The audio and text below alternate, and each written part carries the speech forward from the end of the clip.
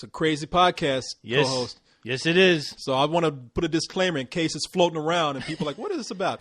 This is for the website spill.com. Mm-hmm. This is for the members of spill.com. So what we do is you and I kind of bullshit. We do lots of bullshitting, my friend. Yes, we do. We talk about people on the site. Oh, yeah. Not talk about them in a bad way. No.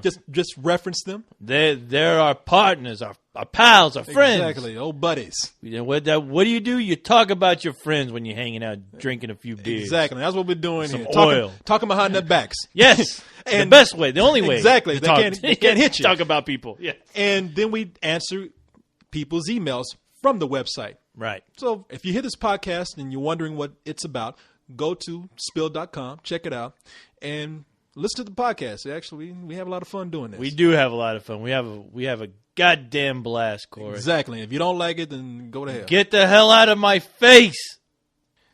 I'm here, baby. You call him baby. What the hell? Hey, you drunk? Man, I'm not drunk. I did have a couple before I got here. You did?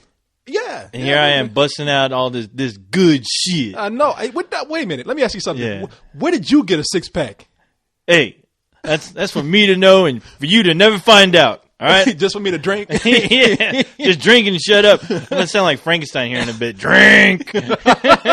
I came in, you had like a cold 6-pack sitting here. No, you ain't gonna drink none. That's what I do. Yeah, I just have beer laying around. I sell it to the kids. What are you trying to do to me? What did you put in this? You see that window over there, Corey? You see that right next to the liquor store over there? And those kids like, hey, kids, come here. They look at you. You want some good shit? It's a robot. It's like a video game. Check this out. It's the hard stuff. See kids hard stuff. Kids stumbling home. Yeah. Where did you get this? All right. That's $5 a bottle, kid. Yeah, the first one's free. That's right. The first sip is free. Exactly. After you got any girls with you? Really? You don't? You got any sisters? You don't? Your mother still live at home. Get her. Yeah. Tell her to come over and try out this good shit. And they look at the label. It's called good shit. Yeah, good shit. Co-host Brew. Brew 3000. I was like, this brew's got me so fucked up I can't even talk right now. It's like 50% motor oil in there. That's right. That's good for you. It's good for the bones. Kids going home shitting because they got oil in their system. Keeps you regular. Keeps you regular. Just slides right out. Good shit, Corey. Now you know what's gonna happen. What? Man, now you know what's gonna happen. What's gonna happen? We're gonna get all kind of art on the site of people making good shit beer. Awesome. Yes. I will be accepting all kinds of ideas for good shit beer. Good shit. Yes. Supported by Tyler Perry. Exactly. Drink this good shit. Screw his ass. And watch my good shit. Supported by the bum down the street that knows good shit.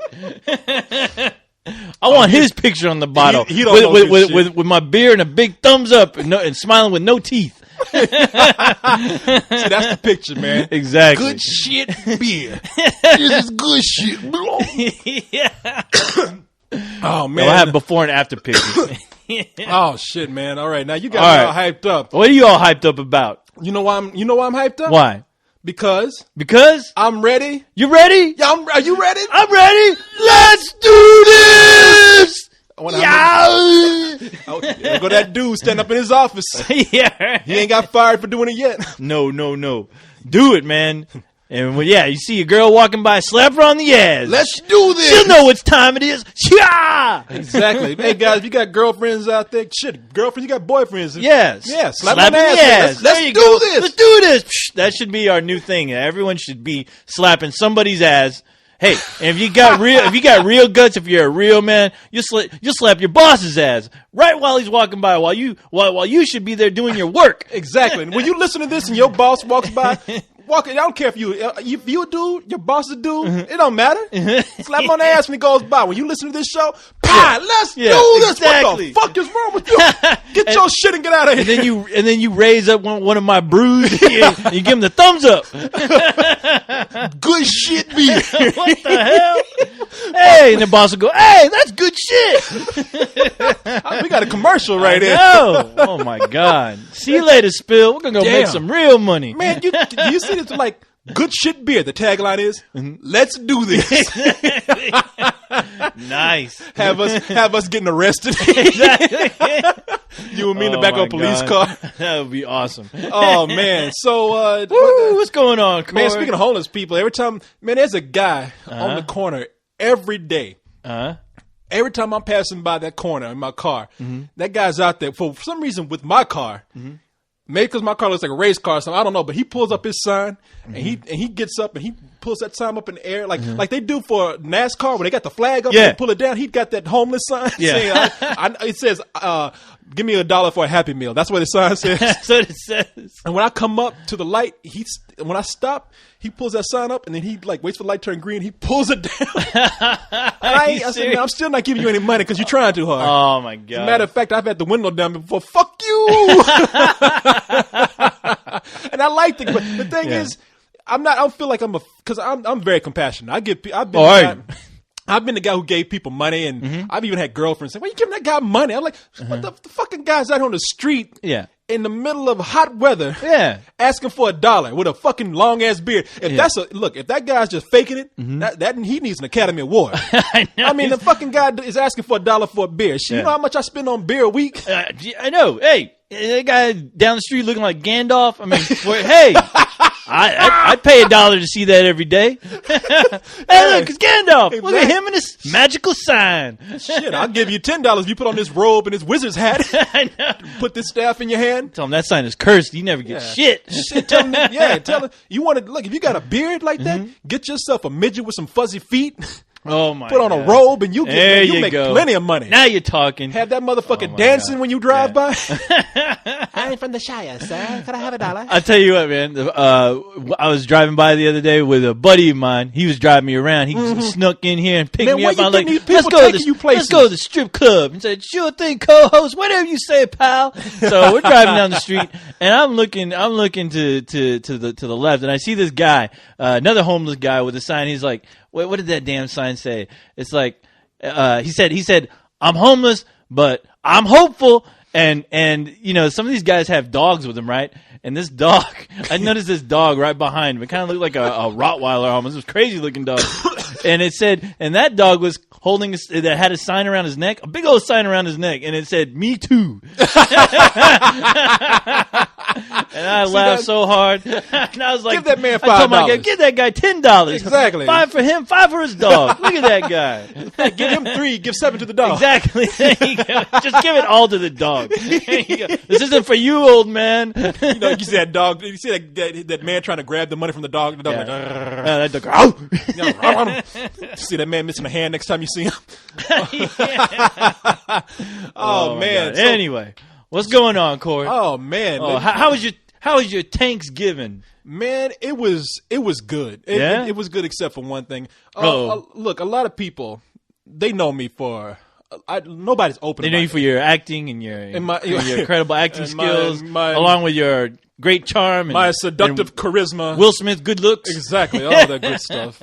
But not only that, yes. But a lot of people know. Now I'm not open about everything on the site. But I'm pretty open about certain things that people normally wouldn't talk about. This is like my therapy. This is my chance to get it out. Okay. It's gonna get a little depressing here. Oh God, never mind. Forget I asked. I know. Nazis aren't going to come into this story, are they? I was hiding in an attic with my family, and the Gestapo came. No, man, I went home. Yeah. For Thanksgiving. Let me adjust the sound here. You got a loud ass voice, man. You're damn right I do. Adjust my levels. Demand to be heard. Adjust my levels to be on the level you are. Okay, so I say something, by the way. Yo, hello something. Hello there. Oh man, what? This is some good shit. This is some good shit, right? That's what you. That's where you get excited. Say good shit for me. Oh, you want me to say that right now? Hold on. I gotta take a swig. God damn, that's some good shit. Woo! Woo! That's a badass soup. Woo! But So I go home for Thanksgiving. I'm actually having a good time spending some time with my mother. This is some good shit. Yeah. Some time with my mother. Yeah. And people have heard me talk about my father before. Yeah. My father's in the VA hospital. I've come to the realization he will die in the VA hospital. So I'm having a really great time just being there with my mom because I really haven't had a whole lot of time to spend with my mother lately. Mm-hmm. And I'm spending time watching movies with my nephew. Yeah. And so as I'm going back to Austin. Yeah. Coming back to Austin, I stopped by the VA hospital to see my dad. Mm-hmm. And my dad's old. Yeah. I'm an accident. I'm the last one in the family. My dad had me at a time when nobody should be having children. I'm sure how old was your dad when he had you? My dad was probably like 50-something when he had me. Damn! I know, really? that's what I'm saying. You aren't kidding, okay. Yeah, no, my dad's old, boy. Except my dad married a young woman, too. So my mom, my dad knew. My dad was player. Slick William, boy. Player for real, girl. OG. There you go. Original gangster. Hey, still had it in him. Good for him. Exactly. No, he banged your mother. Out you come out. And he couldn't control himself. My mom told me the story when I was a kid. My mom said, she told me actually about the time that my dad got pregnant. Yeah. Yeah. She said, I mean, I'm a kid. Mm-hmm. My mom was telling me this. I'm like about 10 years old, 11. Uh-huh. My mom, she doesn't drink, so she wasn't drunk when she told me this. Oh no, she didn't get too. She should have been. She didn't get too explicit on you, did she? Your father banged me so good. My head was banging against the wall. Oh my God, my breasts hit my face. I had tire marks on my ass. but taint time. I'm sorry, Corey. My mom was like, "This is some good shit." Yeah. There you go. That should be the commercial. Your father is huge. My dad banging my mom, and my mom looks at the camera. This is some good shit. Look. I'm sitting up there listening to my mom telling me. She's like, "Yeah, your dad came in. He was gross." Stop it. See, that's nasty. He said, your dad came in. He was kind of frisky because he'd been drinking, and we had a good time. And next month, I was like, Lord, look at here, I'm pregnant again, And then there you are, and then you popped up, and then what? And she's like, fuck, I was taking a shit, and boom, how comes you? Kabloop. Oh, not again. In fact, my mom started to name my name Kabloop.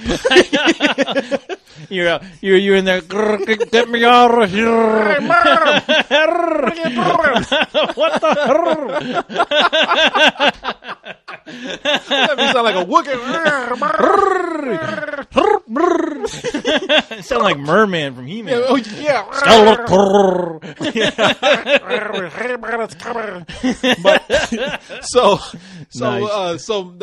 my dad's pretty old. So I'll go see my dad in the VA. He's just sitting there. Dad is just. He's gone, man. I mean, dementia's going to set in. Does he recognize you at all?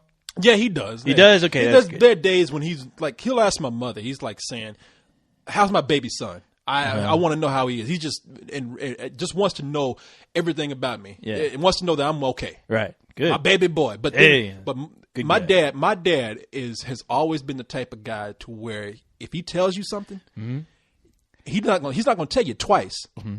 And he's not going to tell you very well. Mm-hmm. No matter that you don't know how to do it, somehow when he says to do it, you should automatically in your mind know how to do it.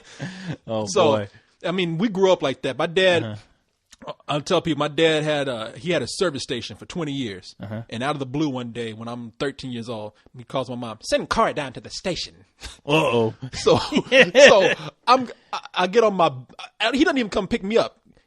You gotta get on your big wheel. I gotta get your ass down the street. I get on my bike and go down in the fucking hot sun and ride down to the service station. Oh my God! I get to that son of a bitch, man. Uh-oh. I'm pumping gas all day. I'm putting up with his crazy ass, telling me all kind of crazy shit.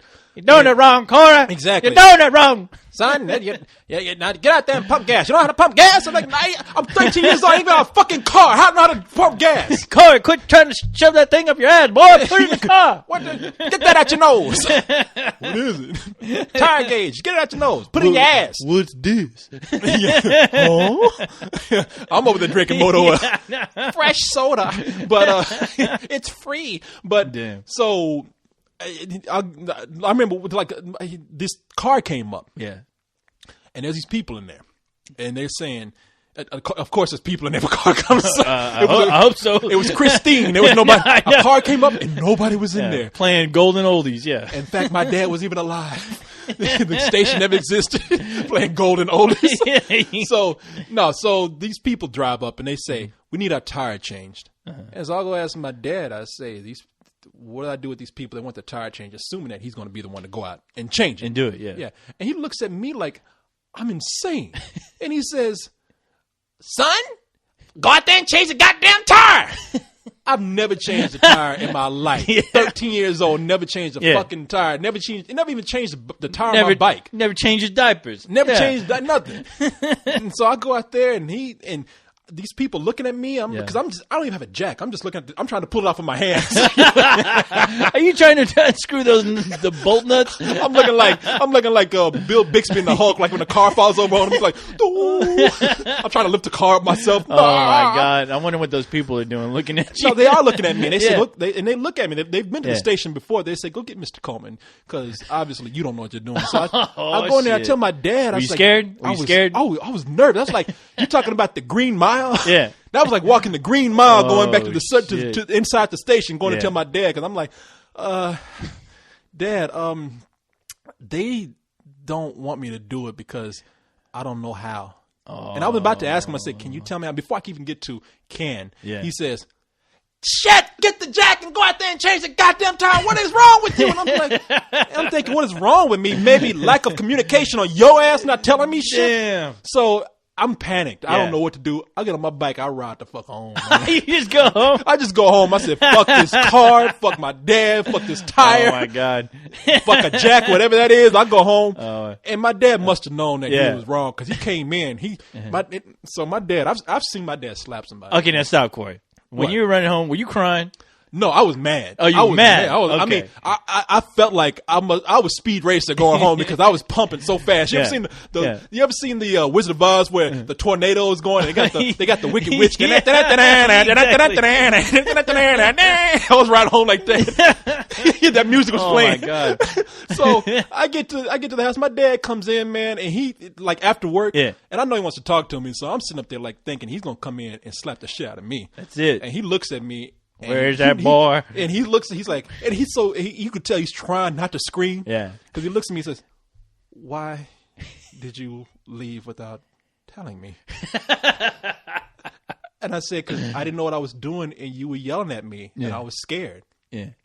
And he just looked at me. It's something, he probably was going to choke me. But at that point, he must have like reflected and said, I could have handled that a little bit better. And he didn't say that. He manned up. Huh? Oh, he didn't say that. I'm saying in his mind. That's what I. Poor Corey. That's what I'm putting. I'm sure you put a lot of things in your dad's mouth. Yeah, I was like, if only Dad said this to me. Well, I love you, boy. Yeah, the only time he told me he loved me was when he was drunk. Now, no. But it's cool. My dad took care of me. My dad took. Hey, you could tell. Look at the you. love came through. Look at you. You wearing clothes. Yeah, exactly. You got a job, boy. You ain't skinny. You know like you in that Auschwitz. But he just looked at me after I said that, and he just shook his head and walked off. And you could the fact that he did not hit me or something, like he never really hit me, funny. But you could tell a lot of times he wanted to. So the fact that he didn't like choke my ass meant that he probably thought I was wrong. Now, what I'm leading up with this is that I'll go to the VA to help my dad, and my dad is just being very impatient. My dad was a sergeant major in the Army, so he just was used to things being done fast and telling people what to do. Right. And so the nurse isn't apparently coming in to put him in bed fast enough. Oh. I don't want to go into detail, but in order to put my dad into bed after a man of his age has had a stroke, like there's a lot of people who are his age and they're kind of healthy. Yeah. You got people 100 years old walking around. They just dropped dead one day. Yeah. My dad happened to have a stroke, and I think it's because he just never lightened up. But it takes a lot to prepare him for bed. You got to lift him. You have to clean him. Yeah, and so I tell my dad looks at me and I was like, "How you doing?" And he's just like, "Oh, I'm all right." And he's kind of smiling, and then that smile disappeared. And he's like, "Put me to bed." And I'm like thinking, okay, now that sounds easy, but put me to bed for my dad is a fucking ordeal. So my dad's not light. Yeah, and there are two nurses who come in and do this. I think so. I'm asking him, okay, where do you want me to grab you? Yeah. And he said, just pick me up. Oh no. And that's where I knew it started. Like, not telling me where to grab, just pick me up. Don't grab me by my balls, boy. What do you want me? Just don't grab my ass. That's all. Yeah. But so I pick him up and I help him out. And then apparently I pick him up. That's not good enough. You're like, you're supposed to lift that thing up first over there so I can hold on. I was like, okay. Oh, and so I finally get him into bed. Yeah. And look, my dad needs changing. Okay, I mean, I'm not gonna lie. While you're doing that, you smell something? No. He's telling me. He says, I need. Look, this is my dad. Right. Look, for all our problems, I love my dad. He's done a lot for me. I can name as many bad circumstances that I've named. I can at least name 2 that he's done. Nah, my dad has done some great things for me. Yeah. He might not have vocally said anything, but he's done it. Yeah. So I'm feeling like this is where I need to come in and help him out. And I'm a good son. I'm going to do it. And, oh, man, it ended with me having him in the bed naked. Yeesh. Trying to figure out how to turn him over, what to do. And it finally got to a point. My dad's on his side, naked, needing like a wipe down. Not because he shit on himself or anything, but he did smell like a hamster cage. I ain't gonna lie. But wipe me down, Corey. But he does need cleaning. And he's on the bed, kind of smelling and kind of looking at me. And wipe me down, Corey. And I've helped him get there. I'm the one who's about to help clean him, and he looks at me and he's like, "Son, you're harassing me." Got you in the fucking bed. No, harassing you would have been when I dropped your ass when I was trying to pick you up. Or done it on purpose. You sexually harassing him? What are you doing? It's your father. I know, he's yelling. Bad touch! Bad touch! Nurses come in. My son took off my clothes with his eyes. He shot lasers at me. That's my son. My boy. My perverted boy. He's raping his own father. He should be in here, not me. Help me. But no, so I went and got the nurses, man. Yeah. I drove home really kind of. I drove home upset, man. I drove home just kind of crying. In fact, the song was playing. Who's gonna drive you home tonight? That song. I was like, who's gonna drive you home tonight? Ding ding. Yeah, ding ding ding ding ding. Oh. You can't go wrong when you see your dad schlong. The car behind you. So, was it raining out here? What the hell's going on? I was upset, man. But I got home. My mom called me. She's like, "Yeah, the nurses saw how upset you were." And they said, "Oh man." And they said, you were real cool, and you were doing the best you could. Yeah. Next time your dad catches you off guard like that, just walk out the room. Don't try to take it upon yourself to just do that. Run. Yeah, just run. Just jump out the window, son. No. Stop it right there. No, I thought you were asleep. It was funny because I wanted to hang out with this dude named Cecil. There was a guy. The VA is a sad place. That's a chamber of horrors, boy. Oh, I bet. There was a guy named Cecil who asked me to buy him a Pepsi. He asked for a Coke, but they only had Pepsi. But there was some guy in a wheelchair outside the cold, and he couldn't hardly move his hand, and he was like, and he couldn't talk. Yeah. And I could barely figure out what he said. Like, you have 50 cents. Oh, like, what do you want 50 cents for? He was like, I want a Coke. Oh, and I looked over on the Coke machine. I was like, well, it costs 75 cents. I said, but don't worry about it. I got it for you. I'll get it. I'll get it for you. Don't worry about it. Yeah. And I gave it for him. He was real cool. He's like, what's your name? I was like, Corey. What's your? I'm Cecil. And I was kind of cool out with Cecil for a little while. I was like, how come Cecil, who can't even talk, can be cool? Yeah. Maybe because I bought him a Pepsi. maybe that's it. But and then it was cool. We should get him on the show sometime, Corey. I know. I like this movie. Well, we were cool until I put that Pepsi on the ground and told him, if you can get that, you can drink it. And I walked off. Corey. No, he was like, it was almost like I left him with a bomb in his hand. You know, movies where they say you can either chop your hand off or you can stay here with the bomb and explode. And you hear the people as you walking off. No. You hear Cecil. You can either drink that Pepsi, but you have to pick it up yourself. And I walk off. No. Fuck you. And then he explodes. Kaboom. Yeah. Like, why did you put a bomb on him? What's wrong with him? Oh my god. No, it was cool, man. Anyway, I've talked long enough about myself. How was Thanksgiving for you? Oh, it sucked. I was here hanging out watching nothing. I was watching all the chaos ensue over the Twilight comments. Oh man, I don't even want to get back into that. I know. I don't want to talk about that either. But I thought it was hilarious though. So what is that made you laugh then? That conversation. What is it the most that made you laugh? It was that kid that you went off on. I think you talked about it on a couple of calls, but that kid you went off on is like you. And I didn't even know if it was you at first because it said Spill Crew comment. So I thought it was the boss. I thought it was Jamie. Yeah, you thought Jamie. I thought it was Jamie speaking as you, only because maybe this kid like pissed him off or something. Was like, you say that one more, you say idiot one more goddamn time, I'm kicking your ass off the goddamn site, out of here. And I was like, damn, Corey, what the? Okay. But then again, I didn't know it was you. I honestly thought, is this Jamie speaking as Corey? Corey's not gonna like this. And then I heard on the couple cold ones that it was you. No, that was me. And I can even say more right now that.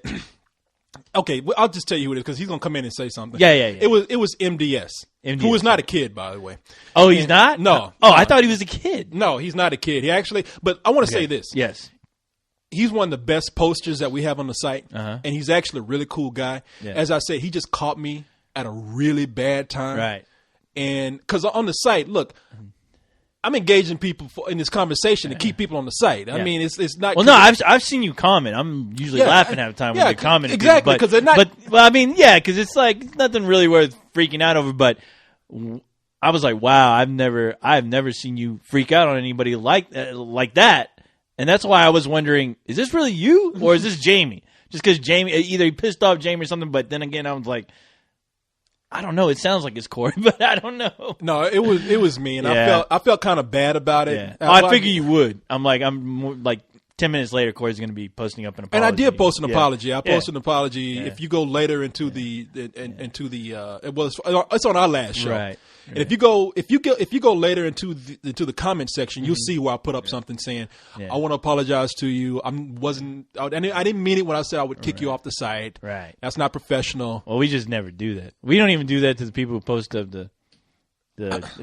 We give everybody a chance. Yeah, even the racist. We give them we say, hey, all kinds of chances. Yeah, come on. Be cool. We know you're racist and all, but just hey man, be cool. Yeah, hey, you don't like black people, but we like you. But hey, we need the business. Yeah, this brings a fresh flavor to the site. Exactly. You and your racism. Oh your racism. Yeah, but I can't blame. I mean, it was hilarious because as much as people were giving you shit, I was like, I guess nobody's paying attention to me because. I thought I started that whole instigating as far as the Twilight conversation on the last show. I mean, but I did it because I thought it was hilarious. But no, people. But yeah, nobody. Luckily enough, nobody came on my page. You were the one that got called a fucking idiot. That's why I came. Oh, did he? Because I was the one that said at the end. I said, "Call me our co-host that name one more goddamn time." Okay, because I just kind of skimmed through it. I didn't even read it. But people, let me tell people on the site. Look, I don't talk down to me. Yeah. I mean, I don't know how you feel about it. I'm gonna speak for the both, but don't. Well, go ahead.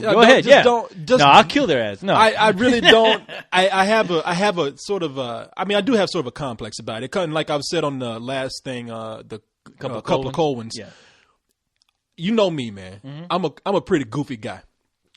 Because I go around. Yeah, you are. Oh yeah, goofy bastard. There you go. I like people. And I like having fun. I like sitting around talking. Right. And a lot of people take that. I mean, there are times people have heard stories where I've fought people in the streets, yelled at people, got kicked out of stuff. Those didn't happen like every weekend. You know, I might have been going through like shit at the time. I was tired. I was thinking you're getting your real life confused with your video games, but yeah, exactly. I went down the street shooting zombies.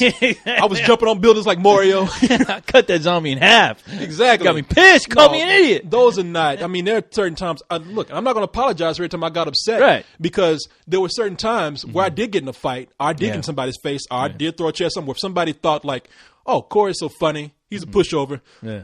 And people start laughing when I try to take advantage of me because I've been so cool. And then I'm like, hey, you know what? Fuck it. All right, now you want me to act a fool right now. And you want me to get crazy. Exactly, yeah. You want crazy? And I'll show you crazy. There have been times I've been like gotten in people's faces when they nothing. I mean, they just call me a name when I thought everything was cool. I mean, people have like actually sat somewhere and we've all had a laugh and they've been like, yeah, that's a dumbass thing to say, man. Like, oh, okay, so you don't think I'm gonna say anything now because I've been laughing with you the whole time. I don't take that kind of shit. And granted, I might take a little bit too far, but when people call me certain names, it just triggers something in me. I'm just kind of like, No, I don't have to take. If I've been nice to you, I don't have to take the abuse from anybody else. Yeah. You're like McFly when people call him chicken. Exactly. I mean, just what are you, chicken? Now, if I've done something to people, and this isn't directed towards MDS. I mean, that guy is actually really cool. I don't want to like come in and act like I'm talking about him continuously. No. That's an incident where I hadn't. You know those times when we said I haven't slept. I really was about to go to bed. Right. I've been up for 27 hours at that computer working, man, trying to get shit. And I was kind of angry because I was like, man, this shouldn't be taking as long as it does. Yeah. And I had been like just online debating this Twilight thing with people, just kind of keeping it going. Yeah, I heard you were keeping it going, but I was like, okay, when is this going to end? Well, look, I don't want to keep it going for 2 weeks, but right. Hey, look, like everybody was talking about, hey, Carlisle's crazy for this Lion King thing. Not once did I go in and say, it's the Lion King people, shut the fuck up. Yeah. No, keep talking about it. Yeah. Yeah, I mean, keep going. Yeah, people are going to talk about it. And so the reason why I was in it is because normally I stay out of shit like that, but people are addressing me. Oh, yeah, you're going, people Corey, like, you shithead. Yeah, people are like, and you don't know nothing about vampires. Yeah, and I was like, okay, I mean, since people are talking to me, I'm just going to answer back every now and then. I was getting bored. Sometime at the computer working, doing a break, I would talk to people. No big deal. Yeah.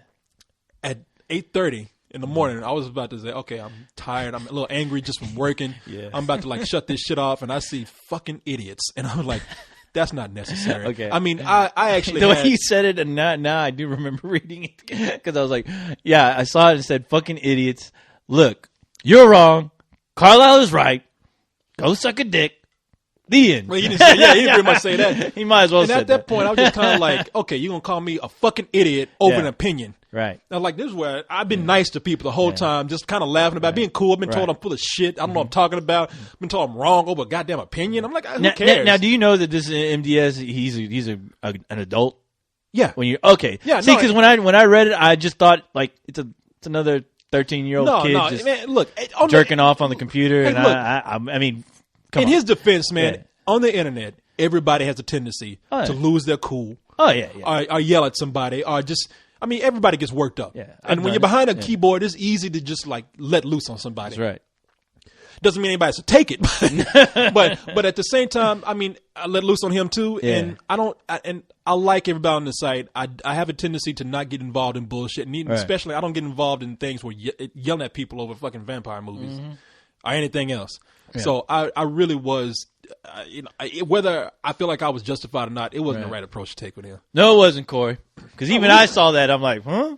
But then again, you had me fooled because the comment, it was like Spill Crew, and then I read that when I read you apologize, I was like, wow, Corey. Everybody really lost it. MDS is you a cool lost guy. it. MDS is a cool. Well, look. No. You know what? The funny thing is that after that comment, like fucking idiot, and I just kind of laughed at it. But when you made that comment, Tim, as far as kicking him off the site, like I swear to God, like a few hours later, he's posting stuff on my page, like we're the best of friends. Yeah, and you know what? And I mean, I barely, it's rare I talk to. The dudes on there, people posting stuff. It's funny. I like looking at it, but usually I don't get to look at the site till like really late, and by then I'm ready to shut down. But I mean, I felt kind of bad. I was like, maybe I should respond to this guy and go, "Hey, Knight, thanks for sending me pictures.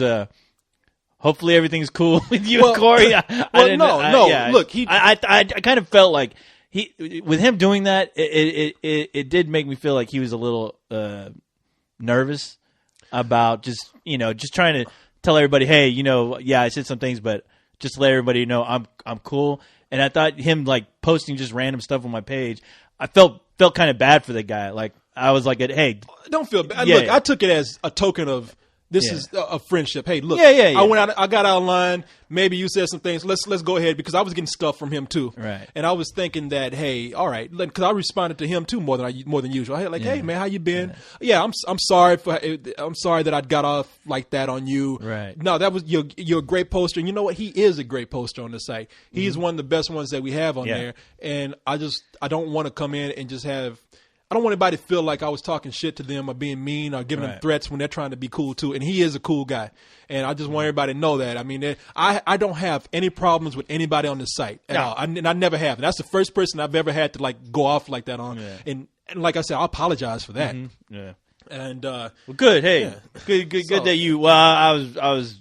It was good that you apologized. I understand you being upset. I mean, when I read that kind of shit, people call me fucking idiot all the time. So you're always running to my defense more than I am, just because I'm a robot.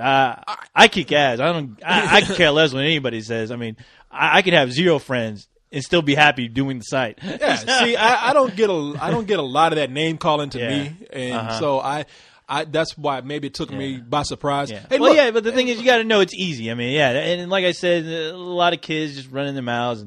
But I guess as long as you know, hey, it's easy. It's easy to lose your emotions on the site. I mean, shit, we can meet any of these guys tomorrow, like at the spill party, and realize, hey, they're just cool guys, but behind a computer, sometimes people lose their mind, But that's what I'm saying. But in that's person, exactly what I'm saying. They're good guys. Yeah. So I'm like this guy MDS. That's what I said. I mean, I would still say that he just lost control and I lost control. Yeah. That's all. I mean, it happened. It's bullshit. I mean, you don't understand. I've been through some shit with. Yes, Movie Lord. I'm gonna name you again. Movie Lord is a very cool guy, by the way. He was on the site, but there was one time he said he's always getting on me. He's like, you shouldn't mention that again. Yeah, I'm gonna mention it one more time. And sort of just to illustrate a point, not as a slight against him because he's a cool guy. Right. But there was a time when I put a review up that he didn't like, and there was another time where he felt like I was picking on somebody. Yeah. And he came in and like, you fucking asshole. If you don't do this, I'm going to leave the site. And never once did I come in and say, well, fucking go. I don't want you here. I was like, no, I actually sat down and said, look, I like having you here. Yeah. Please don't be upset. Mm-hmm. Let me explain why I did this. It's not going to change what I did. Right. Or there's a reason why I did it this way. But understand that this is a website where that kind of thing happens sometimes. Yeah. And please be cool. That kid, okay, now that is a kid, right? Because I thought he was an adult at first, and then I found out he's probably like a 14-year-old kid or something like that. Yeah. I don't know. Not that that's important, but that goddamn kid, I had some picture up. I think it's still, I don't know which one of the photos it is in my little photo section, but he just wrote, co-host, you're an asshole or something like that. I don't know where that came from, but he just put it up on the comments, and one of the photos I had put up, it made no sense to me. It just said, co-host, you're an asshole or something like that. And I just kind of laughed and I looked at it and I was like, what the fuck? What are you doing, Corey? Yeah. There you go. Hold on. Okay. Shoving this shit down my throat. Come on now. Now people will take that. No dirty pictures now because people like shoving this shit down his throat. You got the mic right here. You got a loud synthetic voice over there. Calm down. But no, I just thought it was hilarious, and I was just going to delete it, but I laughed at it so hard I just left it up. Well, no, look, people do that all the time. Like I said, people call me full of shit and everything. Yeah. Movie Lord is the kind of I think he's a kid. He's the kind of kid where I would be scared to say something to him because I think he just lose it. Oh, yeah? I'm saying I think he could beat me up. Yeah. I ain't no soft guy either. I'm not no little guy either. But I think he goddamn Damien or something. Exactly. I think that dude talk about shooting lasers from your eyes. I think he could do it because as mad as he gets. Yeah. I mean, because he just comes up and tells you. Yeah. He told me. Mm-hmm. He demanded. You take that fucking review down right now. I was like, damn. Are you serious? I almost did it too. I was like, no shit. Yeah, I was like, shit, I better take this down. Oh, wait a minute. We need to get that guy on the show. No, Movie Lord? Yeah. I would love to hear what he hates and what he dislikes about us. I would love to get him on. I would kill to hear all that. Yeah. Yeah, no, it'd be great. Yeah. I mean, he'd be like, I would like to have him here in person, but in a cage. Exactly, in a cage. And you got to let me throw like stuff at him too. Come on. I'll get you. All right. Well, enough about that craziness. Hey, everybody has their own opinions. Oh, yeah. Who gives a shit? Yeah. Yeah. No. And MDS, really, I appreciate everything that you've done on the site. Yeah. I mean, I'm calling you out right now as a special member saying thank you so much for all you've done. Yes. And thank you for all your craziness and participation. Yeah. I mean, and those pictures you sent were hilarious. Because there's even shit like that makes that's good. People are like, oh shit, Corey mad about stuff. What he lose it over? Ooh, I ain't never seen his ass lose it. But he is crazy, just like they said he is. After I read that, I had to put my own 2 cents about that whole Twilight debate, and I put up that clip of Count Floyd. Did you I saw that. Watch that. Love Count Floyd. There's an account. he's a vampire and he howls like a werewolf. And by day he's telling stories to kids, and by night he's a terrible movie host. You can't tell me you can't change up what vampires are. Vampires can do whatever they like. Vampires can do whatever they like. But we're not talking about. We're not in the Twilight debate. No. You haven't had a chance to recap your But version. all we know is I won that debate. I win. I always What'd you say? In the story. Yes, in the story. Yeah, well, we solved that vampire debate last there week, it so is. yeah, we win that conversation hands down. Now to different. Yes, on now to what dumb are we things. on to now? Yes, what else can we talk about? Oh, okay. Before we get into email, speaking of members, I had when I was in Waco, I had a little incident. Uh-huh. Now, I'm not gonna name this member. Did you have an accident in your pants? What happened? Well, besides that, Oh, I okay, did. okay. Nobody was there to clean. No son was there to clean me up like I tried to do for my dad. But so I'm on Skype because I was talking to somebody. Yeah. So I get this call on Skype, and this member knows who they are. I don't mean any offense or anything like that, because I'm on AIM all day. Sometimes I'm on Skype, and You're on all that shit. Yeah, and random. So because I think of Blog Talk Radio or something, my AIM name has gone out and my Skype name has gone out. So I really, it hasn't been a problem yet. So I really haven't changed anything. Yeah. But I get this call from a name I don't really recognize on Skype. Yeah. And so I think it hangs up, then I'll call back, and then so it's obvious it's a kid. Oh. And you don't know at first. Sometimes you get guys who are like 17, 18 calling. They have reached puberty. Yeah, and they talk to you, and you don't really know how old they Corey. are. But they'll say things like, "Hey, I just had a question real quick about something," and I'll engage people. Yeah. But so this, you could tell this was a kid because they're like, "Hey, how you doing?" I was like, "Okay, it's either my ex-girlfriend calling or it's the kid," and it's like, no. both. Or both, yeah. so this kid, I can tell the conversation not really going to be that long or that deep. Or that engaging. Yeah, they're like, I just came from a movie myself. And I'm not going to be mean or anything. I'm just like, oh, yeah, what did you go see? Okay, yeah, I saw this. Oh, yeah. Now, I'm working while I'm talking to this kid. So, and I know it's like a 14-year-old kid. I don't know if his parents know he's on the phone or something. So I'm about to end the conversation pretty soon. I mean, he's telling me, he's like, yeah, I'm from, because he told me something kind of interesting. He said, yeah, I'm from Brazil. I said, really? Or no, he said his parents spoke Portuguese or something like that. I was like, oh, really? So you speak Portuguese too? And he's like, I was like, well, it was my language in college. Let me hear some of it. And we joke around about that. I'm like, hey, you got any cousins or sisters that speak Portuguese? Ha, ha, ha, ha, blah, whatever. So, Coochie coochie. yeah, hoochie, coochie, coo. So, all of a sudden in the background, I hear, Uh-oh. what are you doing? Oh, shit. I'm just That like, was your dad? No, it was that. Yeah. Car, come change me. No. So it was coming from his house. Yeah. Oh, shit. And it's obvious that it's his mother. Oh, boy. And he says, Corey, wait. And I'm like, oh shit. I was about to like get off the phone and just give me hung 5 up more on minutes. his ass. Well, I wasn't gonna just hang up because it would have like really seemed bad. But, Hang up. so he gets back on the phone on Skype or his headphones or whatever. Yeah. And he says, because I can hear him saying in the background, the mother's talking Portuguese. That's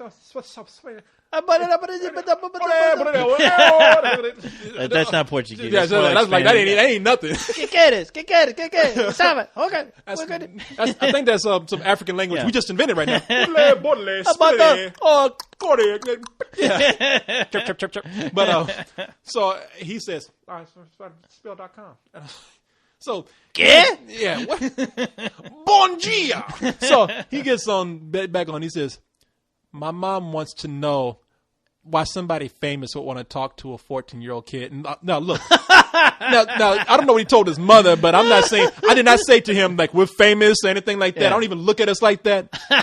So apparently she looked at the website and thought like it was something bigger. I don't know. Ambler. I got my boy.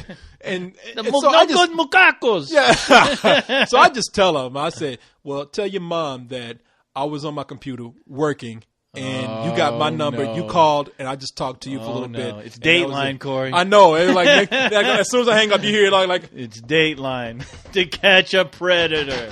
open up, Mr. Coleman. What the fuck is that guy's name? Damn it. I don't know. He's at your door? Mr. I don't know. Coleman. I guess just go shot. Mr. I never met Coleman? him. Yeah, Mr. Coleman. Please. We know you're on Skype in there talking to a 14-year-old boy.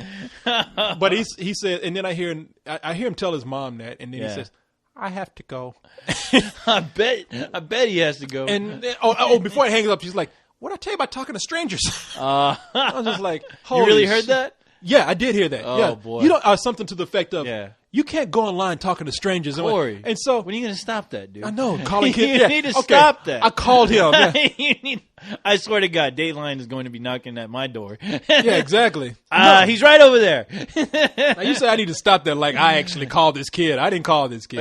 You find out they're 14 years old. I mean, go, "Hey, kid, how you doing? Fantasville, good talking to you." Now, this See you conversation later. went on probably about 5 minutes, enough to me not to be rude, enough for me to be like, okay, hey, I was about to. Corey, what's a famous tell him, guy like you talking to a 14-year-old kid for? because he sounds. I like to talk. He was a mature 14-year-old. Oh no. We had a lot in common. Oh my God. Well, hey, I guess you're used to it. I've heard your blog talk show, and majority of those guys are 14-year-olds. Yeah, you get. It's increasing now. A lot more adults. A lot more adults are coming, and a lot more adults from overseas are talking. That's cool. I was like, what the hell? Now that's cool. Yeah, I don't know what's. Yeah, you got some people like a name come up, Waka or something. It's like Waka Waka. Yeah, Waka Waka. Somebody from France. I'm like, oh, holy shit. Hello. Hanson. What do you think about les mauvais? La croissant. La cinéma. Les films. Les critiques. Les critiques, les pious, les bullshit. But so yes, that kids. I'm just gonna tell you. I when some people call, I don't know how old they are at first. Yeah. Get you. Don't just. Your parents are right. First of all, don't be calling strangers online. Yes, period. Okay. yes. And if you're calling me, let your parents know. I mean, The first thing you should ask those kids, Corey, is, "Does your mom know I'm talking to you?" Well, I've done that before. I've actually had parents. Mom, get on the I'm phone. talking to Uncle Corey. on the Blog Talk radio show. Yeah. I've had a guy say. had- I've talked to a kid. And I was like, "How? What's going on with you?" I said, "Is your mom?" Because I heard his mom come in. Like, who are you talking to? I was like, "Put your mom on the phone. I want to talk to her right now." Yeah. I was like, "Look, I'm doing this. Your son is on the website. He called this radio show.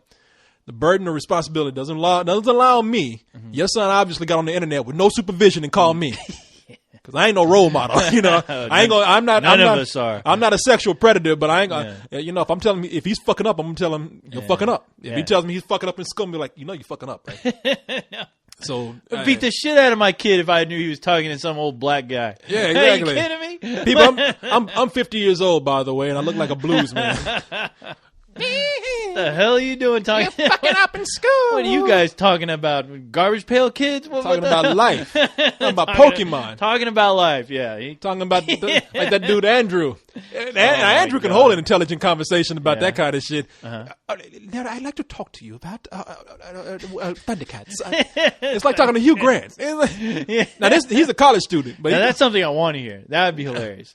hey, Andrew. I'm not gonna say his old name, but Andrew's cool. Andrew called up and he just. Now, I'd like to talk to you about what is your opinion on the new Wolverine movie? You know, the new animated feature coming out about Wolverine. Okay, now and he has an agenda. He makes it sound a lot more intellectual than it should be. Yeah, it's like he's done with that, and he's like, Nah. no. I'd like to talk to you about Pokemon, if you don't mind. And he realized, no, okay, we've done that. Now let's talk about Pikachu. Pikachu's very complex in here. Very complex character. He's a very complex character, this Pikachu. I'm always wondering does he actually feel loved, or is basically he's being used to play these absurd games. Okay, now we've gotten that out of the way. We've Now we got that out of the way. Now we finished On with to that. the next topic, Corey now Coleman. Now, what is your opinion on Clone Wars? I feel George Lucas has personally raped the trilogy with the new prequels. I think he's taking Clone this- Wars cartoons Yeah, are just ridiculous. Ridiculous, I tell you. They're rewriting the entire Clone Wars. Didn't I already see this? Now, Oh, Pasha. and I have something to say too. I'm like, Yeah. well, Pokemon. You have an okay, well, opinion? You have an okay. Now answer? we've tackled that topic right there. Now, what is your opinion on Teletubbies? Oh, we're passing the 30-minute mark. Well, let's move on. What the fuck are you guys talking about? Exactly. How deep do you think the psyche is in Batman, the Bold and the Dangerous, whatever that shit is called? Who do you think will be the new villain in Batman 3? Like you think Christopher Nolan is up for the task? No. Yeah, I know. God damn it. I got to go to bed, man. Oh, my God. Oh, and one more thing. I just have to ask. No, I got to go to bed. Before you let me go, Corey.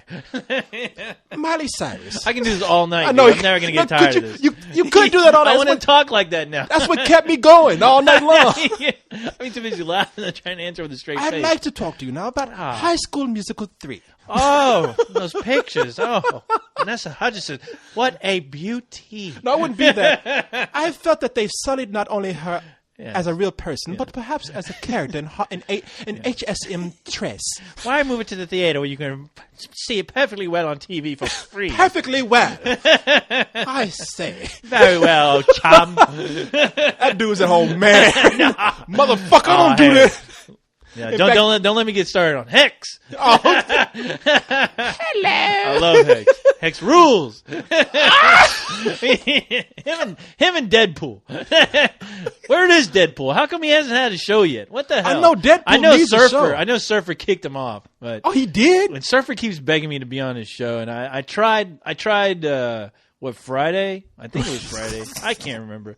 But he's like, hey, co-host, you gonna be on my show or what? And that's not how he talks, but I like talking like that. He's like, come on, dude, you gotta do it, man, or else. And I'm like, all right, I'll do your goddamn show, all right? And I was, by the way, I'm like, waiting. Let me explain to people what's going on. People have started doing Blog Talk radio shows. Yeah. Hey, go to Blog Talk Radio and look what it is. I shouldn't be giving free press like that, but they've done a good favor for us. But have people go on there. So I did one show on there. So all these people start going on there and doing shows, which is a great thing. Yeah. And so Silver Surfer, who is a grown black man on the site. He is a grown black man. We got a lot of he's grown a people on the site. He's been on the site. Yeah, he's one of my old favorites. School Spilio. He's one of my favorites, actually. Yeah, he's hilarious. I love giving the guy shit, but. Yeah, it's fun. I enjoy that. Yeah, but no, I did promise him I was going to try to be on his next show. So I hope I remember. So, but I couldn't do his last show, and I was surprised he didn't comment me back as far as you asshole. I know. He gets really offended. So how was the show? I didn't get to listen to it. I left. Oh, you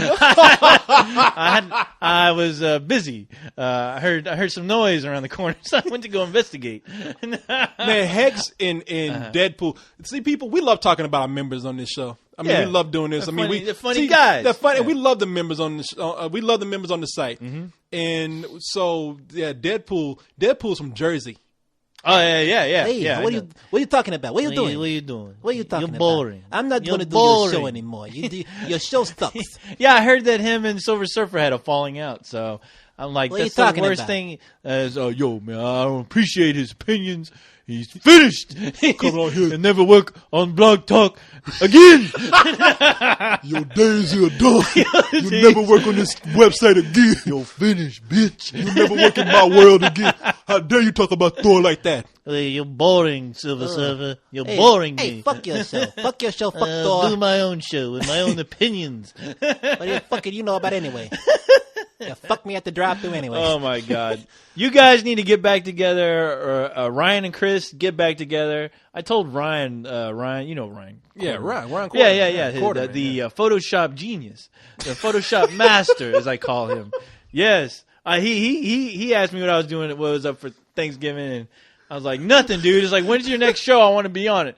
He's like, it's done. Ryan will put some crazy ass fucking photos up. He done in Photoshop. You know what?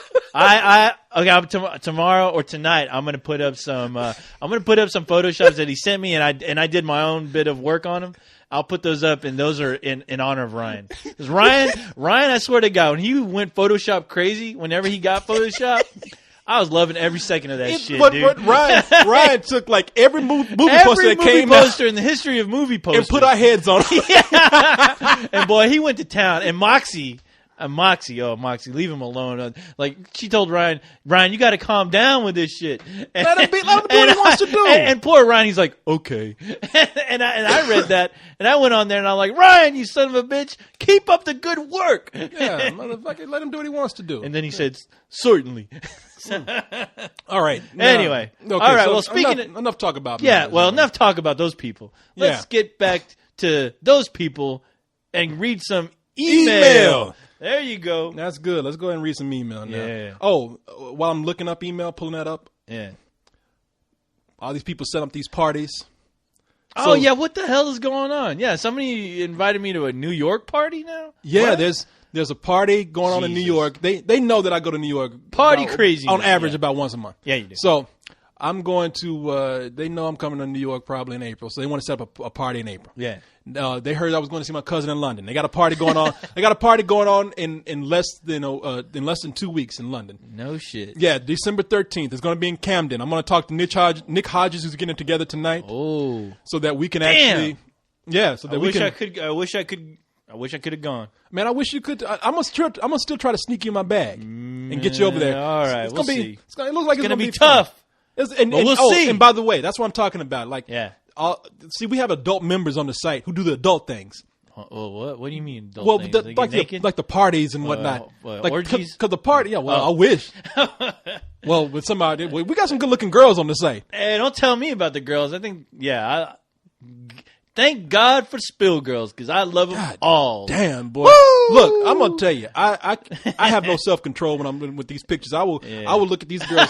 I will go, girls. I'm creepy, okay. You don't know because I don't say anything and I don't usually comment on pages. But you girls, I'll go to the good looking ones. I'll go to this. That's all of them, Corey. That's all, yeah, Be that's gentleman. No, that is all of them. And the guys who look like girls. I'll go to your profile about 20 times a day. Yeah. Just staring. Pervert. Yeah. Pervert. That's me. Just staring. I'm sorry, people. Oh That's my me. God. Well, hey, there's plenty of girls, and I don't want to name any names because they you all don't wanna get make jealous. anybody feel left out. No. They're all special to me, Yeah. Corey. They're all special, and woo, boy, do I Damn. get some pictures sometimes, boy. It's good to be the co-host. Woo! I see some of these pictures. No. I don't get any.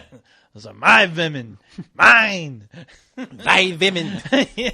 Nah, but anyways, Yes, anyways. so we got a couple of parties to let you know Yeah. about. We got the London party coming up in December 13th, and we got some people coming in. Speaking of women, we got people coming in from Amsterdam. Damn. Maybe people from Denmark, maybe. Yeah. People all around London showing up. So it's going to be good. We're probably about maybe 20 plus some people showing up for that. So Nice. it's going to be fun. Nick Hodges has done a great job with that. So Nick, I'm going to call you this week and we're going to get everything worked out. I'm going to put up a video for it too. I'm still going to do that. So we got one coming up in New York in April. Yeah. In April. Yeah. Huh? So if you guys can get a chance to come up in April, 'cause Yeah, I'm going to be that's going it. there anyway, but if you guys can get a chance to go. That's a good excuse to go in April. I mean, shit. I still need to see our old pal Joel. I know, Jolie Joel. Bowley. Yeah, we got a friend named Joel who did sound for Yes. us back in the old day. Oh yeah, me and Joel got drunk one time. We ended up going to the show late. You remember that? Oh, one, of course. Corey. He coming in and walking with you in his hands. Both of y'all look talking crazy. And I was up there like all mad. Oh, you were, Get him outta here! Well, that was the one time you were like really mad at me. That's the only time I really And got I was mad at too you. busy laughing. I know. No respect. No respect. No respect for nothing. All right. So you guys know about the parties coming up. New York Comic Con I will be going to in February. So people. Comic Con already? Well, not New York Comic Con. Oh, okay. Not the Comic Con in San Not the Francisco. big one, okay. Or San Diego. Okay. So I Jeez. will be at New York Comic Con for people who want to hang out there or whatever. Damn, that's a good excuse to go too. Man, try to get your ticket to go. I'll steal my ticket, Corey. I'll steal it. I mean, All right. and I don't know how I'm gonna get you on the plane because you're like a bomb, Don't you a little worry, little don't round you bomb, worry.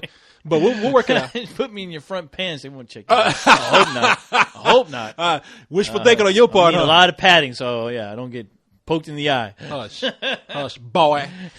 As my mom used to say, boy. Boy, Hush, boy. She used to like stress. Corey, me. wipe my ass. Oh man. What's up? What's up? Are we getting into mail? Well, no, we're getting the mail right now. But, Okay. What's going on? Oh, just MDS just sent an email. So, Oh, read it. well, let me see. It might not be. But it's not like he can hear what the hell we're saying. We're recording. know, right like, now, so- read it so he can hear it. How did he do that? No, MDS. It really is a great poster, man. He just alerted me that he did another one. So. Love kissing that ass, Corey. All right. Oh no, I know. I'm gonna have to put up. I'm gonna have to put what you call it, a disclaimer at the beginning of this, Yeah. just in case this podcast randomly floats around. Yeah. We have to say it's forcebill.com. Yeah, it's And for Spill. we It's do for a the lot of Spill talking kids. about our members and Right, whatnot. right. So Hey, one show dedicated to the Spillios out there. Why not? yeah, Screw it. okay, all right. You ready to do some email? Yes. Okay. I'm ready to do the email. Don't you do this? I know. Do the email. Do. Let's do it. All right. Okay. We got ready to one do, from I'm ready to do the email in the butt. Alconca is our first email here. Well, now, that's the name. People, I thought you were speaking your native language again. Alconca, fuck you. Alconca. All right, this is from Alconca. And Alconca don't look. Look at this picture. Hold on. Oh my god! Whatever the vampires of Twilight are, you take the opposite of that, and that's what Conca is. He looks.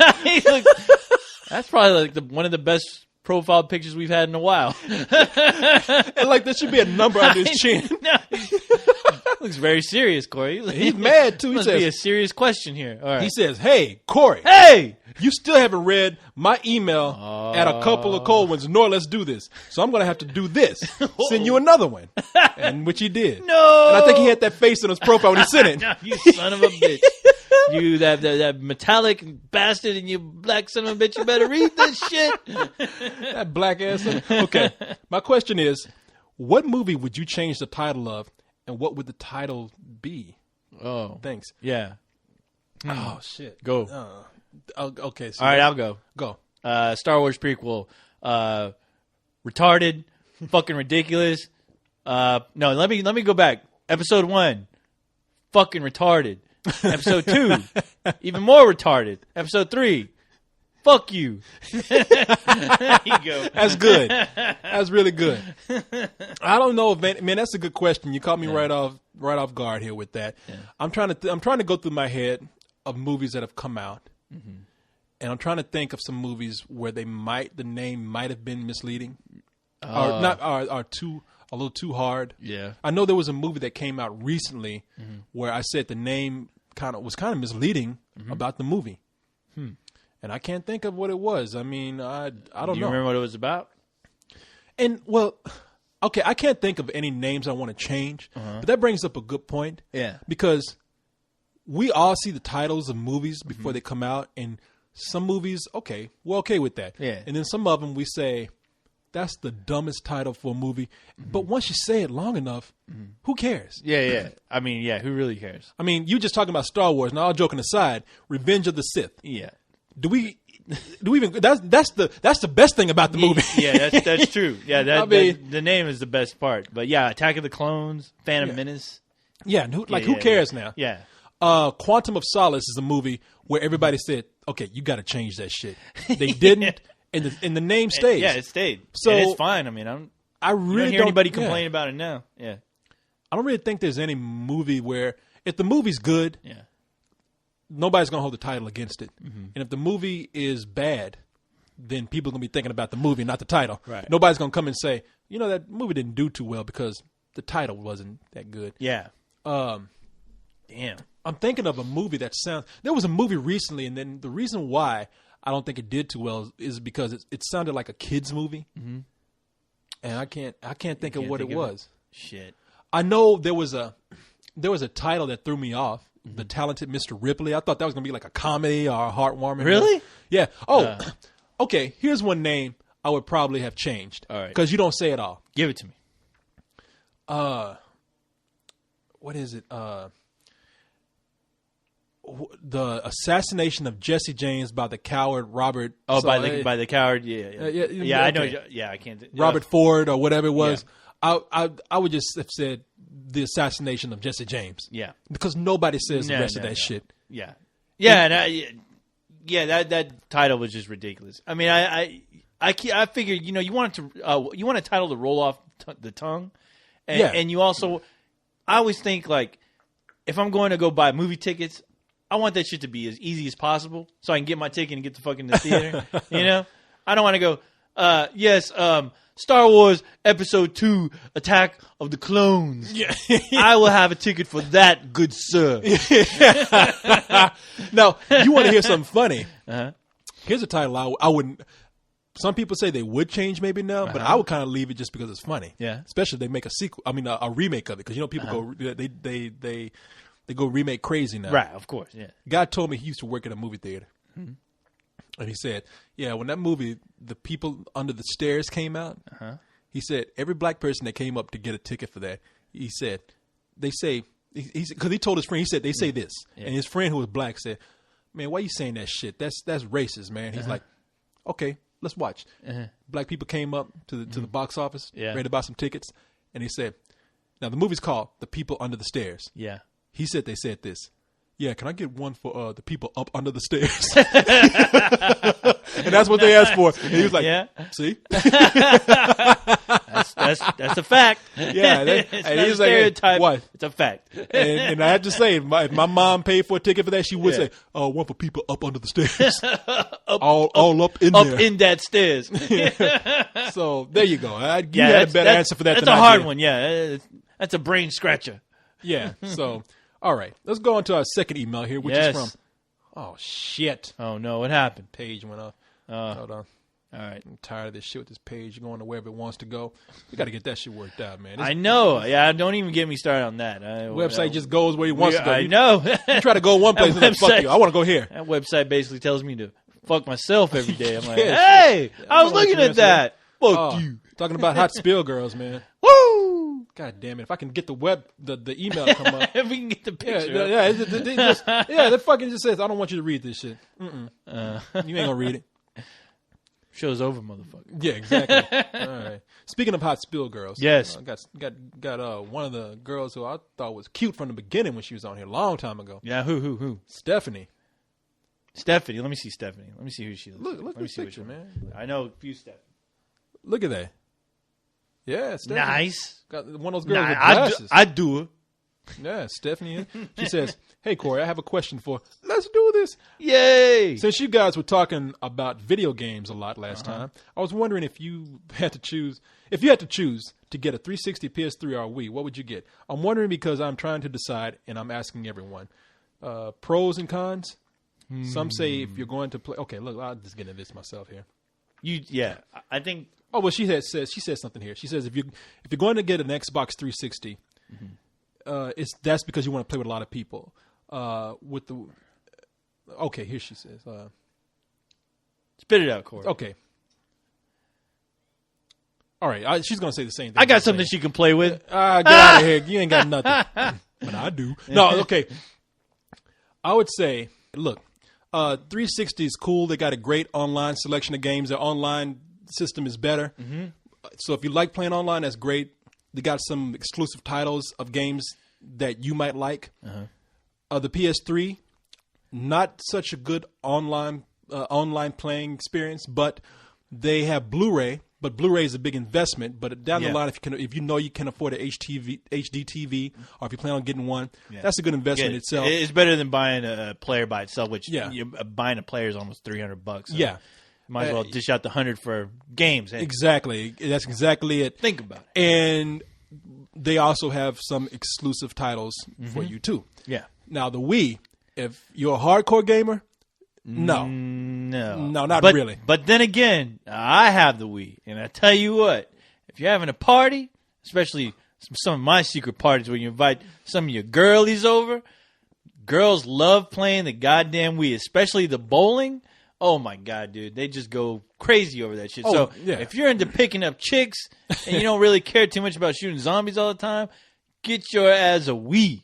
Well, I like the way you have this imaginary world in your head, but no, you're right though. The Wii is good for family. The Wii is good if you have kids, but you two like to play games, and the whole family gets in on it. It's good if you're having a party and everybody wants to get on it. And it'll help you lose some of that weight. God damn it! Oh yeah, it's the casual gamer's game. I mean console. Right. I mean if you're not a hardcore gamer who goes around shooting zombies, playing online all the time, Wii just has games like bowling, baseball, Wii Fit, which it fits. And I have to say, it is a different experience in the Xbox 360 and the PlayStation 3, just because you are active. I mean, you will find yourself moving around, throwing around that remote, and like I said, there's a few games I've played on there, and Jesus Christ, am I sweating battery acid or what? I mean, and my ass will start sweating, and I'm like, Jesus Christ, this is I ain't gonna get this sitting on my ass playing the goddamn PlayStation or the Xbox. I can tell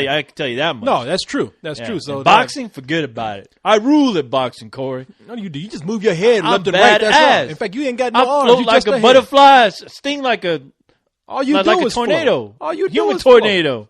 Oh, get out of here. Okay.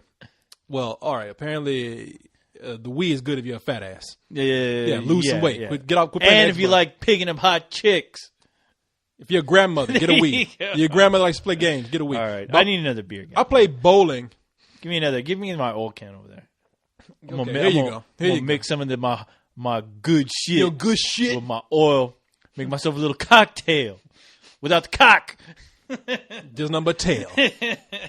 All right, let's go and move on to our next email here. All right, make it a good one, Corey. All right. I feel like we need to get crazy here all of a sudden. Somebody said Dr. J left the site. What? Yeah, he's the one that was getting a New York party together. Let me look at this up real quick. I'm looking at this in an shit. email. I'm just gonna look and see real quick. Late breaking news, people. I know. Did Dr. J leave? He must have been paid. Probably didn't pay his bill. He said, "Hey, remember that party? Sorry, Charlie." All right, there's 1,000 Dr. J's on here. Yeah, there are. Yeah, there are. Well, did Dr. J leave the site? I mean, I'm sorry. I if don't he know. did. Yeah. He won't be gone for too long. He'll be back. Don't They all worry. come back. He'll be back. They always come back. I'm sorry if he did. I wonder what happened. You didn't talk to him, dude. Told you. Jesus, man.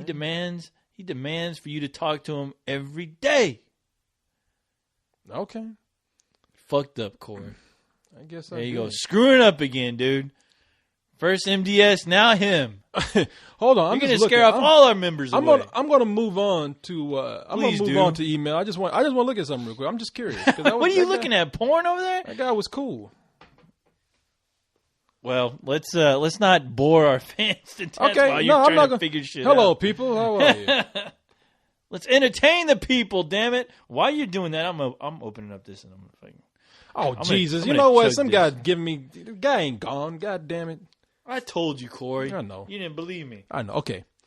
All right. Moving on. All right. Moving right along. Yeah, make it a good one, Corey. Come on. I'm just Wake going me down. up. I'm Wake going me down up the here. list. I'm going down the list here.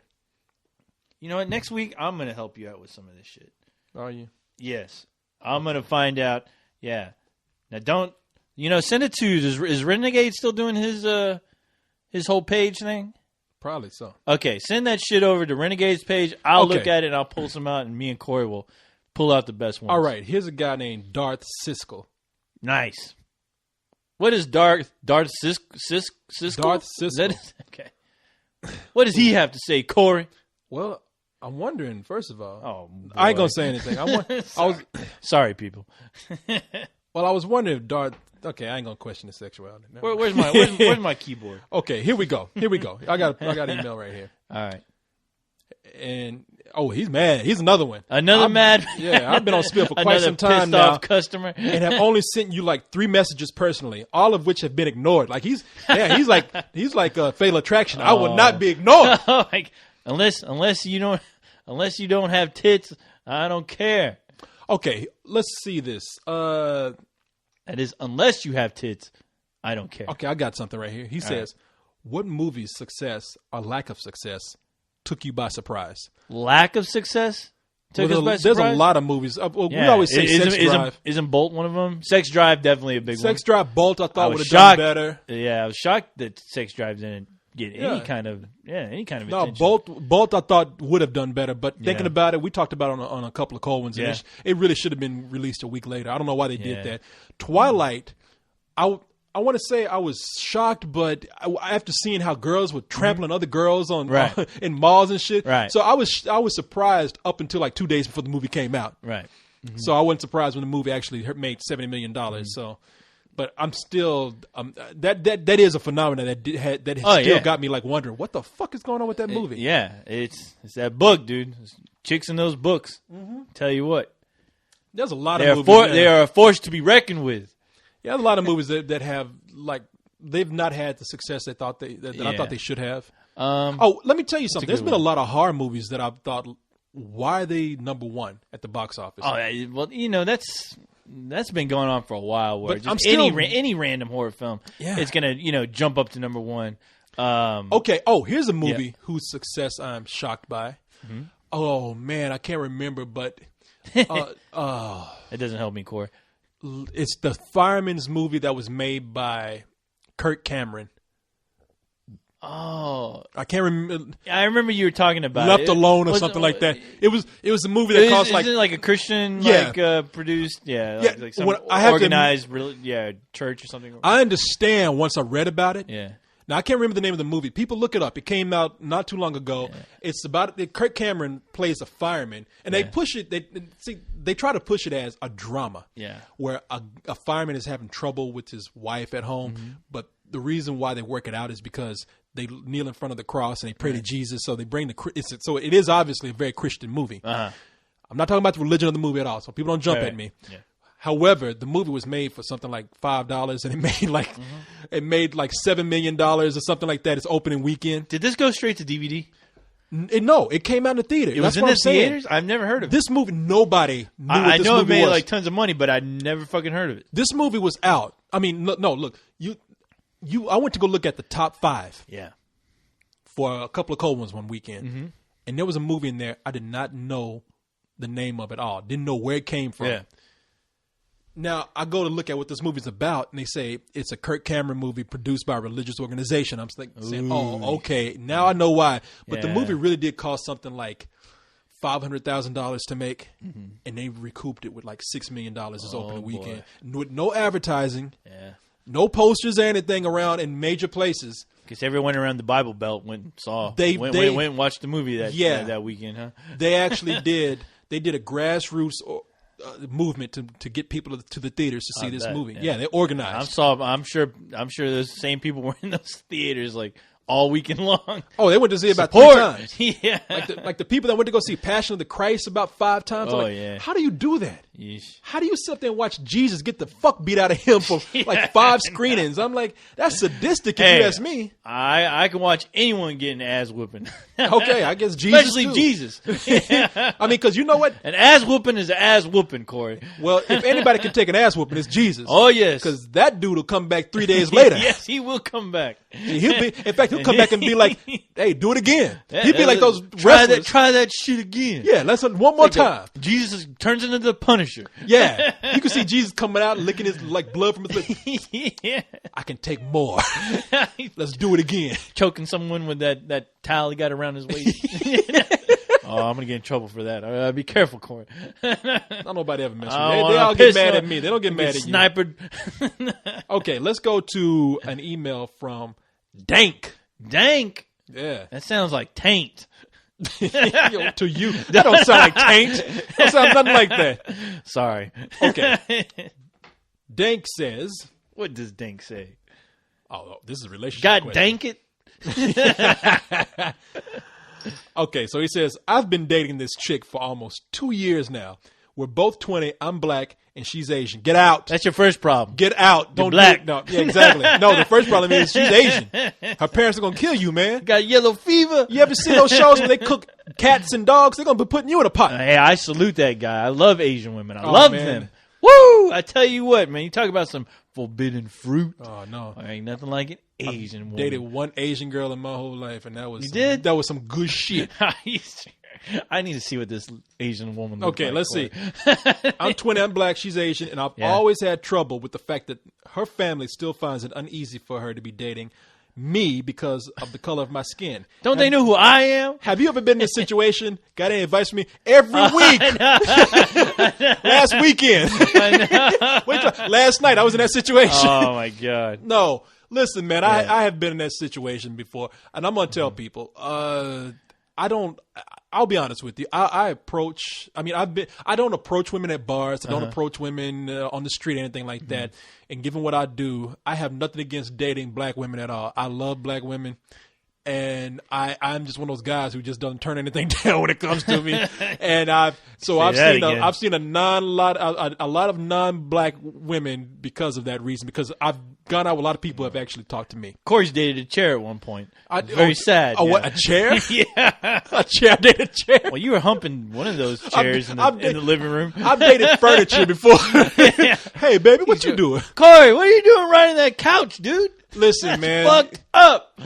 All I can say is this, and this wasn't even a situation that I was in. Yeah. I talked to a girl who was a friend of mine, who was dating a guy who was a friend of mine, a black guy, and she said, "Yeah, I don't." Oh no, somebody was hitting on her, and she was white, or she was Italian, and a guy that I knew, this black dude was hitting on her, and she's like, "No, I think he's really cute. I like him, but I was just raised that way, not to date black men." I was like, okay, that's a lousy fucking excuse. That's you just saying, just come back. I'd rather hear you say, I don't date black men, because look, that's your thing. Yeah, I don't like black people. Exactly. There you go. Yeah, exactly. I'd rather you say it all the time. I might think it's kind of fucked up, but at least you're honest with me. Don't give me this whole thing of I was raised this way, because when you're an adult, you can you make up your mind for yourself. I was raised to be a shithead, Corey. Look, man, I'm gonna ask you this: if you ask yourself if you're one of these guys who doesn't date black women, because I would say give black women a chance first of all. Because if you want, please don't say that, because now you make black women sound like a charity case, Corey. No, I don't. Don't say that. Look, man, I tell you right now, I know this for a fact. Because I know one guy. Man, I don't date black women. I think that's the most fucked up thing I've ever heard. Yeah, and he's a black dude. Yeah. I don't put up with this shit. And I said, come on, man. And granted, but guy. That's his thing. That's his craziness. No, I can understand where he's coming from. Yeah. He's kind of dark, so I think he's been kind of criticized. I even think he's been turned down by black women. Oh, really? Yeah. But still, though, it's not fair, and it's not a good excuse. Yeah. So, first of all, if you're one of these guys who doesn't like to date black women, I say take this as a chance to go date some black women. Now, please, even though they don't want anything to do with you. Yeah. Try. Keep trying. Maybe it's your funky attitude. But no. Hey, date whoever you like, Corey. That's what I say. Change your name from, well, see, first of all, I don't know why these Asian women, why the Asian parents wouldn't like him, because his name is Dank. That's like an Asian name, ain't it? Dank. No, it's not. Okay, I was just Long Duck Dong. Now that's an Asian name, Corey. What? Long Duck Dong. There you go. Oh, I like the way you look at me like I'm offensive. You're you crazy. Come back with Long Don Silver, whatever it is you're talking about. You throw a spoon on the floor. His name is Ding Dong Ding Dong. Ching Chong Bunga Bong. But no, hey, look, okay, tell the guy real quick. And I got some advice. Answer. I will say this. Look, dude, are you dating your parents or are you dating her? So if you're dating her, who gives a shit what the parents have to say? And you know what? The other thing is, you don't want her parents to like you, because that'll just make her want you even more, which means you get more of that chicken chow mein bukkake. Man, see, okay, all right. God damn it, I don't know what the hell you talking about. I'm going to cut this shit off right now. I'm going to stop this. That girl will love you.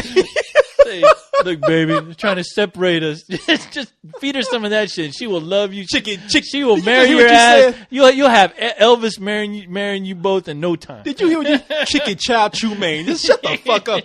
Now, look. Pikachu. Look, let me tell you. I'd like to talk to you about Pikachu. Now, look. Okay, man. Because it's not him that has the problem. Because I've seen this before with parents. But the parents, look, you can't do nothing. You're both 20 years old. Yeah. And the thing is, I think is his parents. See, black parents never really have a problem with the other races. Yeah, if you're dating an Asian, that's an opportunity. That's why I hate these movies where they try to make the black people look like, I hate the fact that my son is dating a white woman. No, that never happens. It's always the white parents that hate the black guy. Yes. So fuck those movies. But dude, man, listen. If our parents have a problem, co-host, you're exactly right. Mm-hmm. You're not dating her parents. No. And she should be the one to say, I'm 20 years old. I'm an adult. I don't have to listen to my parents. Fuck her parents. Yep. If you can come in, I would suggest being as nice as you can be, being cordial. Excuse me. As I say cordial. Going burping and farting. Hey, chicken chow, like you say. Hey, chicken chow, chunk. Go ahead and say that. Chicken chow, chunk, man. No, farting on the seat and shit. Take that, chow, man. No, look, I would suggest go in and say, be as nice and polite as you can all the time. And don't ever let them get to you. Don't lose your cool. And don't lose your cool. And just say, look, it's you and me, baby. We don't have to worry about your parents. Worry about them. Hey, me and you, we're gonna go to Hawaii. We're gonna raise a nice family over there. You do what you got to do. Yeah. Just be yourself, dude. Yeah. Just be yourself. If you're a good guy, eventually the parents will say, "Hey, you know, man, and you know what, and just." Hey, I just get her pregnant, you know, because once she can't go nowhere. They stuck with your man, with your ass now. Be quiet. Your advice is crazy. Sorry. Look, no, just be yourself. If you're a good guy, the family will eventually see it, and maybe it'll eventually help them grow a little bit. Because obviously, if they're hating on you for whatever reasons, you know, they got their own issues, and you shouldn't worry about them, you know. And I seriously mean this. This is going to sound ridiculous, but I mean this. There's been this stereotype all the time that black people are the bottom of the totem pole. They're the ones. No, they're not. Mexicans are. Okay. No, they're not. I guess you're right. The Mexicans are. Well, now I'm sorry to burst your bubble, but you've lost that title. Now we have. You got your people fucking president of the United States. That's what I was about to say. President of the universe. There was always this whole thing of, even if parents saw black people as, okay, that is an intelligent man or a woman. They are nice. They are very polite, very well, as I said, well spoken. They still are socially not accepted, and I don't want my daughter to be involved in that. I don't want my daughter to be looked down upon because she's dating somebody who's the low end of the totem pole. With Obama, you can't say that shit now. No, it's over. Man, if you ain't Mexican, then you good. Give it some time. They'll come around. Don't worry, Mexicans. You guys will rise. You rise. You build everything, so you have no choice but to rise somewhere. Give it time. I'll be building bombs and shit if I was you. George Lopez will be president in no time. All right, let's move on. Yes. Be yourself, dude. Don't worry about it. Don't worry about other people's problems. All right, let's move on. Worry about your woman. Akeem. Yeah. Hello, Akeem. Akeem. All right. Earlier in the year, I noticed that DVD movies were being released in HD, DVD, and Blu-ray formats. Now I noticed that new releases seem only to come out with the Blu-ray version. Does this mean that Blu-ray? What, you behind? Man. God damn. Let me just ask you. I don't even go on anymore. Yes, like Blu-ray has won. Okay, yes. I don't know where the hell you been, Akeem. And we have to thank the porno industry for that. Let me see what else he has to say. Yeah, man, the Blu-ray has won. Now, don't entertain that. Yeah. Right, let's move on. I would just say that the problem with Blu-ray is suffering a little bit, and I agree with Carlisle on this. Cause I was thinking the same thing. Yeah. As I said earlier, Blu-ray. What did he say? Well, you just have to. A lot of people are saying this. I've been on the internet looking at this stuff. You just have to. You have to invest so much to get good quality out of the Blu-ray. To get the maximum quality out of Blu-ray, you got to have a good HD TV. Right. You got to buy a new system. I think you even got to get new wires and everything. Yeah. Well, at least I know with some of the more affordable HD TVs, those are like, what, 720p? And apparently with these Blu-rays, you need like 1080p to whatever that means to get like the utmost quality of what you're investing in. Yeah. So you have to... People aren't paying attention to that shit. People don't know what they're buying.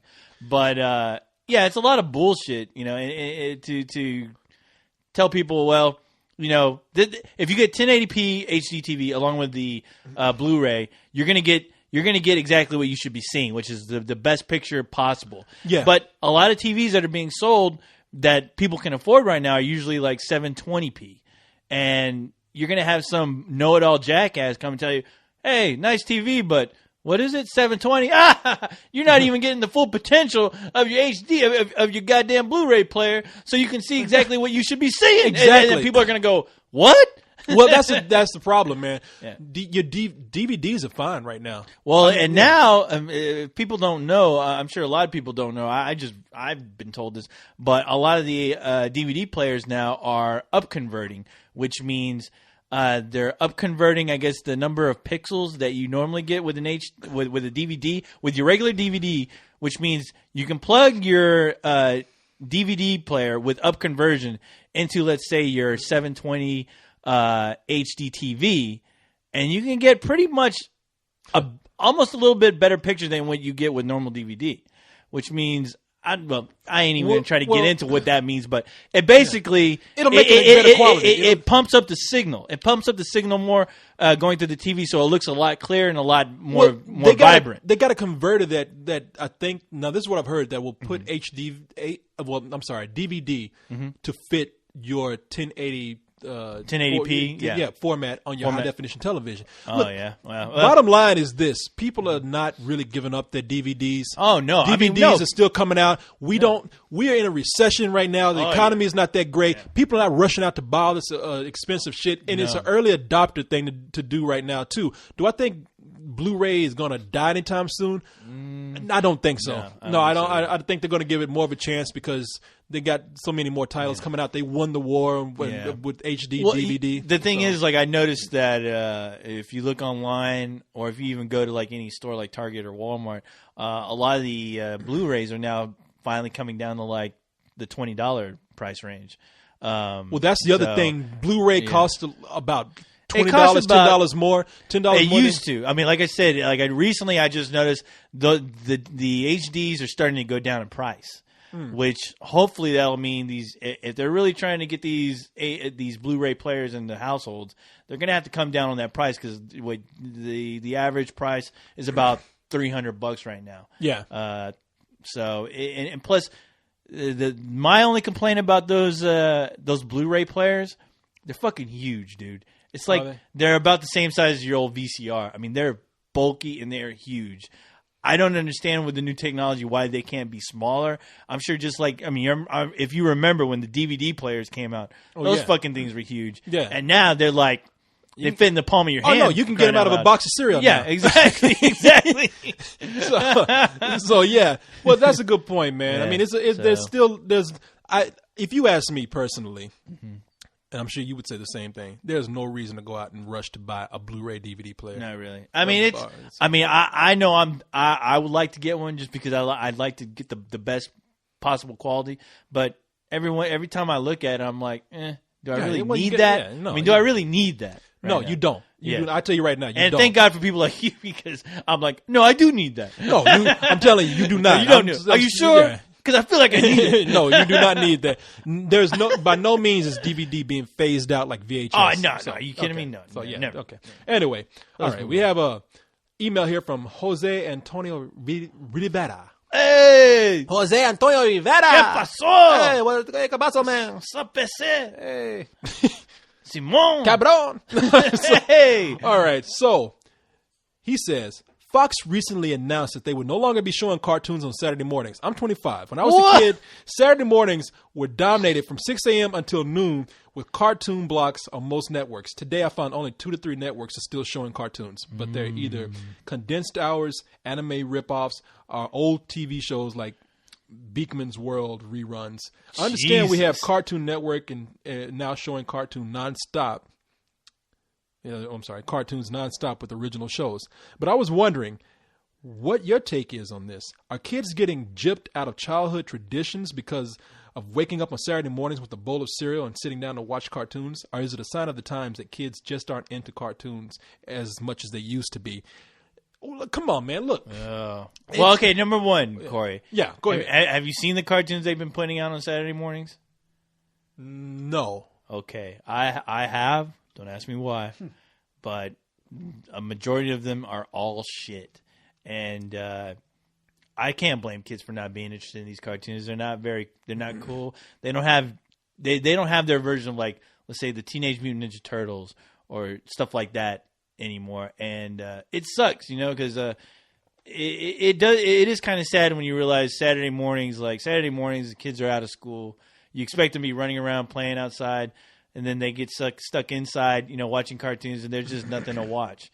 And it does suck, but I can't blame them. I think kids are too busy playing kick-ass video games these days, honestly. Well, look, be too concerned with cartoons anymore. Well, no, look, let me answer that. There's a good explanation for it. Mm-hmm. It was just as we said, DVD. Look, and he said it himself. There are a lot of factors there. Look, times change, man. Yeah, that's true. The reason why the networks don't need to show Saturday morning cartoons is because kids aren't watching the networks. Mm-hmm. And when I'm talking about networks, I'm talking about ABC, CBS, NBC. Back in the day when this guy was 25, this guy's 25 right now. A few years ago, they used to show stuff on Saturday mornings because kids didn't really have any place else to go to watch Saturday morning cartoons. And the majority of them were toy commercials. Yeah. I mean, when Transformers was on Saturday morning, are when you, and then you can get older than that when they had something like. I always think back of more in the like day. Super Friends. Well, like, when you had like some Super shows Friends, like Superpowers. now, a lot of these kids won't recognize these names, but back in the day, they used to have stuff like Super Friends, Spider-Man and His Spider-Man and Amazing Amazing Friends. Friends. They had the Yeah. Croft shows like Land of the Lost and Dungeons and Dragons. Dungeons and Dragons. And, Woo! They had man, they They had some, good shit. but well, but, I don't know well, if it's good relative anymore. now. Yeah, But look, at those times when those cartoons were on, yeah.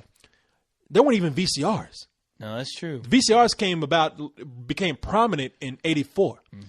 Now, before then, kids didn't have anywhere to go. They couldn't record shit, Yeah, so they didn't have it. They only had that one time to watch it, exactly. and that was to get up on Saturday morning and watch that shit. And if you want to see a rerun, well, tough luck for you. You have to wait till that That's a shit good came on point. again. Yeah, Today, we have Nickelodeon.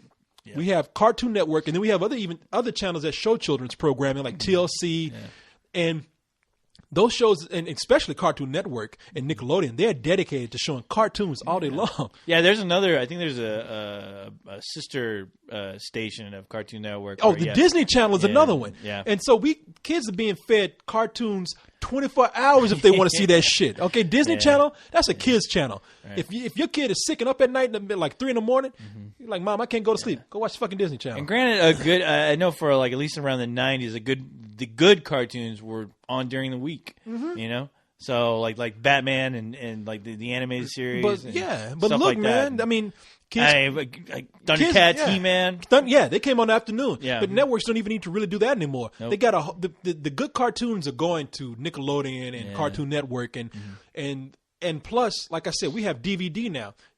Parents buy these DVDs, so these kids can watch it anytime they fucking want to. You're right. So Damn, it's the end. Basically, it's the end of an era. it's the end of an era, but on to something better. Yeah. Do you know? I mean, come on, the people who didn't have this when they were kids, you know, they would have loved to have been able to record something and watch cartoons all fucking day long. Now there's channels dedicated to that, and even furthermore, we have satellite networks that give like different channels of cartoons and shit. Yeah. There's different versions, I think, of Nickelodeon. There's different versions, I think, of Cartoon Network that have a different rotation, I think. And furthermore, the network programming itself is changing. I mean, we're getting into it. We're about to enter a stage where people are going to be able to just download shows and watch them when they want to. I predict the time when the networks aren't going to even be around on television. They're going to be around on the internet, and they're going to offer shows for you to download when you want to. That's true. And I ain't got no problem with that, but I mean, but it does in some ways. I think it does kind of suck because I think like the kids of the kids of the '80s, the Reagan era. I mean, we lucked out as far as like a lot of those cool cartoons that we were able to watch, and those same cartoons they're pretty much getting remakes now. I mean, Ninja Turtles coming back, He-Man came back, crying out loud, Transformers came back. I mean. God only can hope when My Little Pony, my favorite, will eventually come back. Well, think about. I mean, no, they're doing revamps of stuff all the time. But think about it, man. Those people who grew up having that experience of watching cartoons on Saturday morning with cereal, that was a special time because you cherish those cartoons even more. Yeah. Oh yeah. There's something about.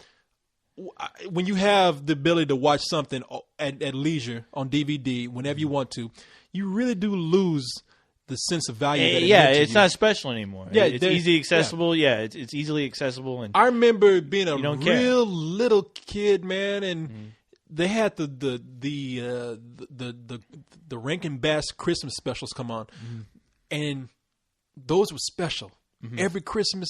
I remember those. For those Christmases that I was able to watch those and catch those as a little toddler and whatnot, man, those were great. Yeah. And the moment that we were able to get those on DVDs and watch them whenever I wanted to, I mean, watching it in the summertime and being like, well, when Christmas rolls around, it ain't gonna really mean shit anymore.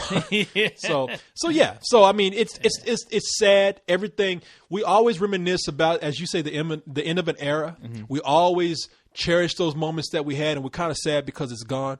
But hey, it makes way for the new thing, the new shit. I hope, and hopefully the new shit is good because, like I said at the beginning of this rant, a lot of the newer cartoons that they're playing are shit. I mean, They're not really. Some of them are shit, man, but some of them are really cool. We didn't have a lot of the cool the technology and animation that they have coming up. The animation, 3D stuff, yeah, that's true. But like I said, a majority of it is, I don't know, it's crap, I think. That's me. Okay. All right. Well, let's go ahead and move on to another email here. Next one. Trying to answer some email. I'm trying to get to everybody's email as much as I can right here.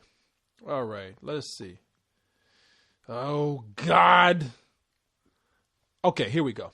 This is from Joker91. Here's a question for Colwyn / Let's Do This. Well, you got to Let's Do This. All right. Let me get to the point here because this is long. Well, here's my question. See, I'm a senior in high school this year, and next year I'll be going to college. Oh, Mr. Smarty Pants. Yeah, who do you think Big you are? Shot. Oh, Professor. You're smart, huh? Can you outsmart a bullet? Huh? Think you so smart, huh? I'm interested in film, communications, and stuff like that, and I think you guys have a pretty cool job. I was just wondering. This isn't a job, it's a way of life. Yeah, exactly. This is a life. What do you mean job? It's a lifestyle. We live and breathe this shit. How dare you insult me like that? I'm not answering this question. I work for a living. No. He says, I was just hoping that you could tell me a little bit more about what you do and how you came to do it. Like, what kind of courses did you take in college and stuff like that? Would you recommend your career? And if so, any advice? Thanks in advance. I really appreciate it. Okay.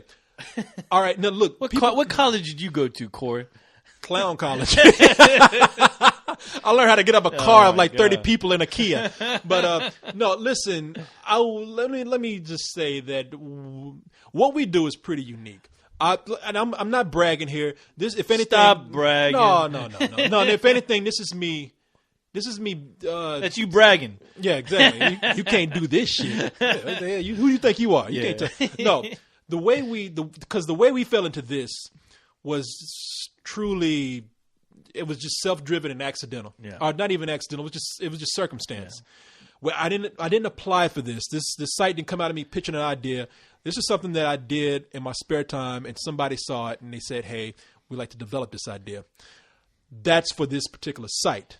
And I'm very grateful to have that experience. And this is something that can't be replicated like the way we do it, but you can have maybe this kind of experience in a different manner if you just pursue it in whatever way that is unique to you. Yeah. Now, that sounds very vague, but to answer this question, look, there are basics to this. I did go to school for film. I wanted to go to school for film criticism, but I went there for film. I think if you go to college, not only are you able to, because I did learn a lot more about film by taking film courses, and there's no doubt about it. But I also learned, and people gonna laugh at me, I know, and go ahead, but I always laugh at you. Of course, a lot of my experience came from just surrounding myself with people who were more experienced than me, or smarter, or more clever than I was while I was in college. Like me. Like, shut up. Y'all don't know you when I was in college. You were built 3 years ago. I don't know nothing about you. But I think that's one of the benefits of going to college is that you do just get a different experience. Yeah. And I will always say, surround yourself with people that inspire you. Yeah. Now, as far as doing, the only way I can tell you, like I said, our experience is unique to ourselves. Just to break into something, there are basic things you can do. Go to college, get a degree in film criticism. If you want to review movies, film production, that's a lot harder to get into, especially if you say I want to make movies. That's something you just have to. Well, that's something else. It's not reviewing. You got to be driven to do that shit. But to review movies, there's a job in a newspaper somewhere you can apply for. It might not be the New York Times, or it might not be in a major newspaper. But start small. Like if you're interested in that. Hey, they got journalism in high school. Take that. Do reviews. Yeah, do reviews in your high school newspaper. Do it in a college newspaper. Once you're done with that, you got your experience. Boom. Get out of college. If you're lucky, you get something with a big paper. But if not, take something with a small newspaper in a small town. Work your way up. And every experience that you have is going to be a learning experience. Now, if you want to do something unique, kind of like what we're doing here, I would say you're gonna know anyway. You're just gonna be that kind of person. You're gonna be that kind of person that says, I have an idea. I do things this way. I'm gonna pursue this. If you are that kind of person, just work hard. Right. That's all I can say. Or well, not like me, but be somewhat like me and not do any of those things and just sit around and hang out, and talk shit, and just hang out all fucking day. How did I get here? Corey said, "Hey, you want to do something?" I said, Sure. But then I'm like, wait a minute. I'm kind of busy. He's like, I'll pay you. All right. And then you realize that wooden nickels can't really buy you much. By the way, all this is false because, of course, he was built somewhere. And we just had a smart-ass boss sitting around, and we said, well, we might as well go ahead and put him in Want the to hang out? review. Not really. Yeah, fuck you. We'll give you some oil and a beer. Okay. All right. All right. No. Okay, here's another question right here. Another one. Let's do it. Okay. This comes from, how do you say this name? It's either Dr. Chica or Dr. Chica. Let's say Dr. Chica. Let's that say Dr. sounds Chica. better. Dear Corey and co-host, Yes. if you do not remember, I don't remember. it was. Oh wait a minute! It says I was going to skip this first sentence, but it says I have a quick and small question on let the right one in during the pool scene. Why was that bully spared? Okay, I don't want to ruin anything for anybody. We can't answer this because it's going to ruin something for people. All we can say is watch the movie. Now, let me just say this. Okay, this is a good question because, all right, I'm not going to answer your question, but I will say this about the movie. Let the Right One In, vampire movie. We've talked about it for weeks. Yes. Watch it if you Incredible can. Go film. see it. Go see it. I love it. Yes. Now, in the movie, it's a kid who is he in junior high? I would assume he's in junior high. Okay, he's in junior high, so he's about 13 years old. Right. And he meets a vampire who's the same age. Right. So they kind of bond, and it's a girl vampire. Right. And they kind of bond. We assume it's a girl vampire. Yes. And they're talking about doing a remake where they're going to make them older teenagers, like 16 or 17. No. Are you serious? That's what I've heard. Ah, fuck. Now, Oh, well. okay, a lot of people are going to. This is going to be unpopular.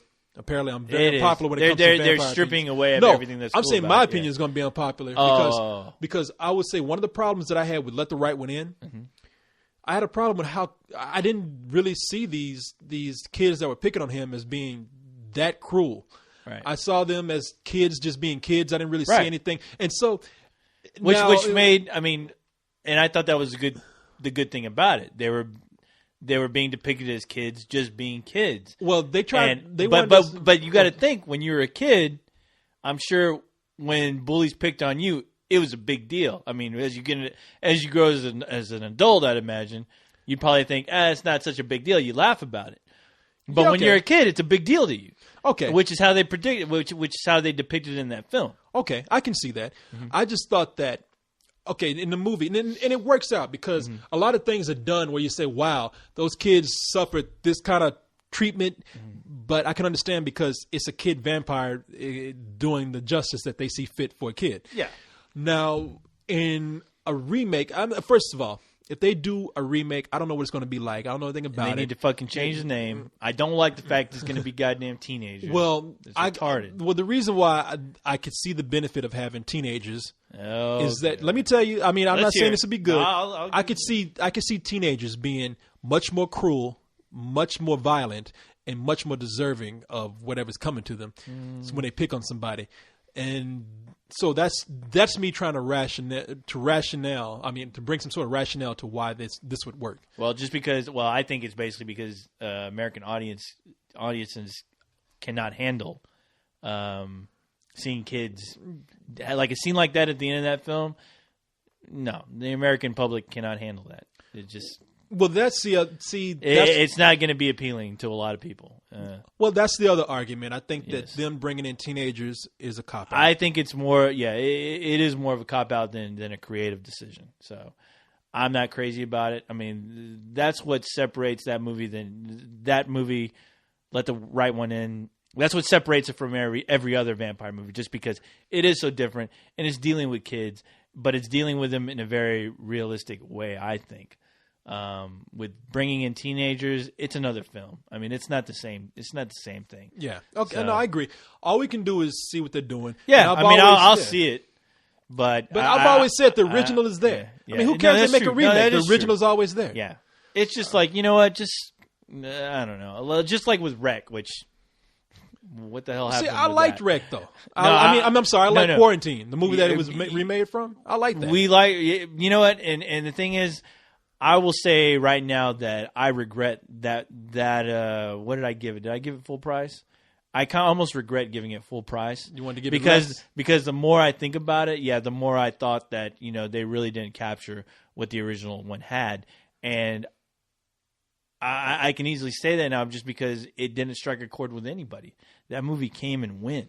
I mean, and honestly, if they had just made a wide release of the original film, I think it would have had a bigger impact on people seeing it. Okay. Hey man, I understand. I still don't. I still like the movie, but you're fucked up. So. No, I'm kidding. Hey, let's move on to this next email. Here. Yes, from Darkness, Brother Darkness. That's right, Darkness. It says, "Hey, Darkness Corey, is spreading.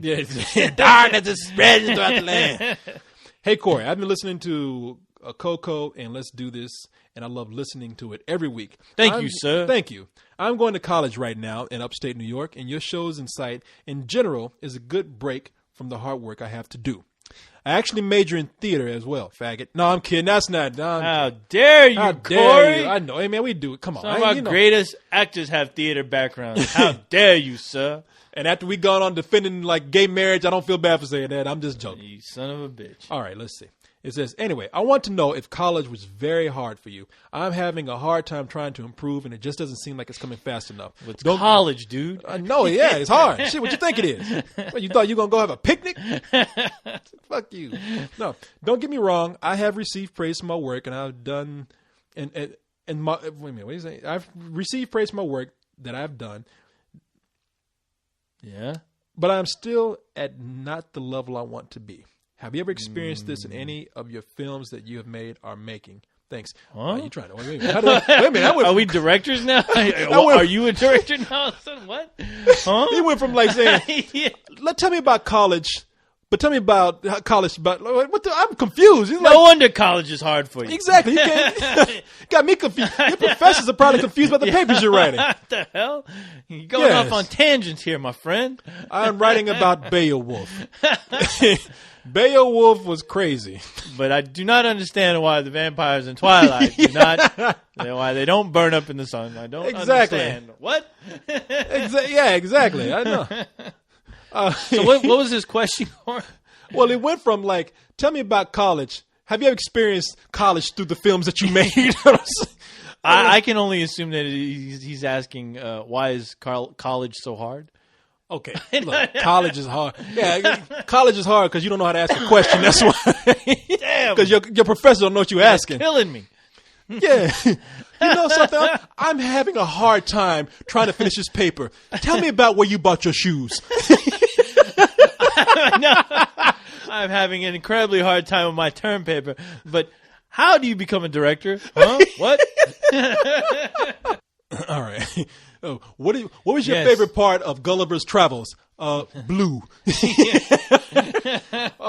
Look, man. No, I don't. Okay, you're probably trying to say that. I've gone through maybe a similar experience, while making a movie and trying to equate that to going to college. I don't know. If you say so, Corey. Yeah, exactly. I don't know. Look, let me just put it this way. Co-host is right. College is hard. Is hard. That's why you go to college. I mean, to get through the hardness. And let me tell you something. Let me ask you something. If you're a freshman, how are you going to ask him something, Corey? There's an email. Well, that's just me speaking. I flunked out of college too. No. No.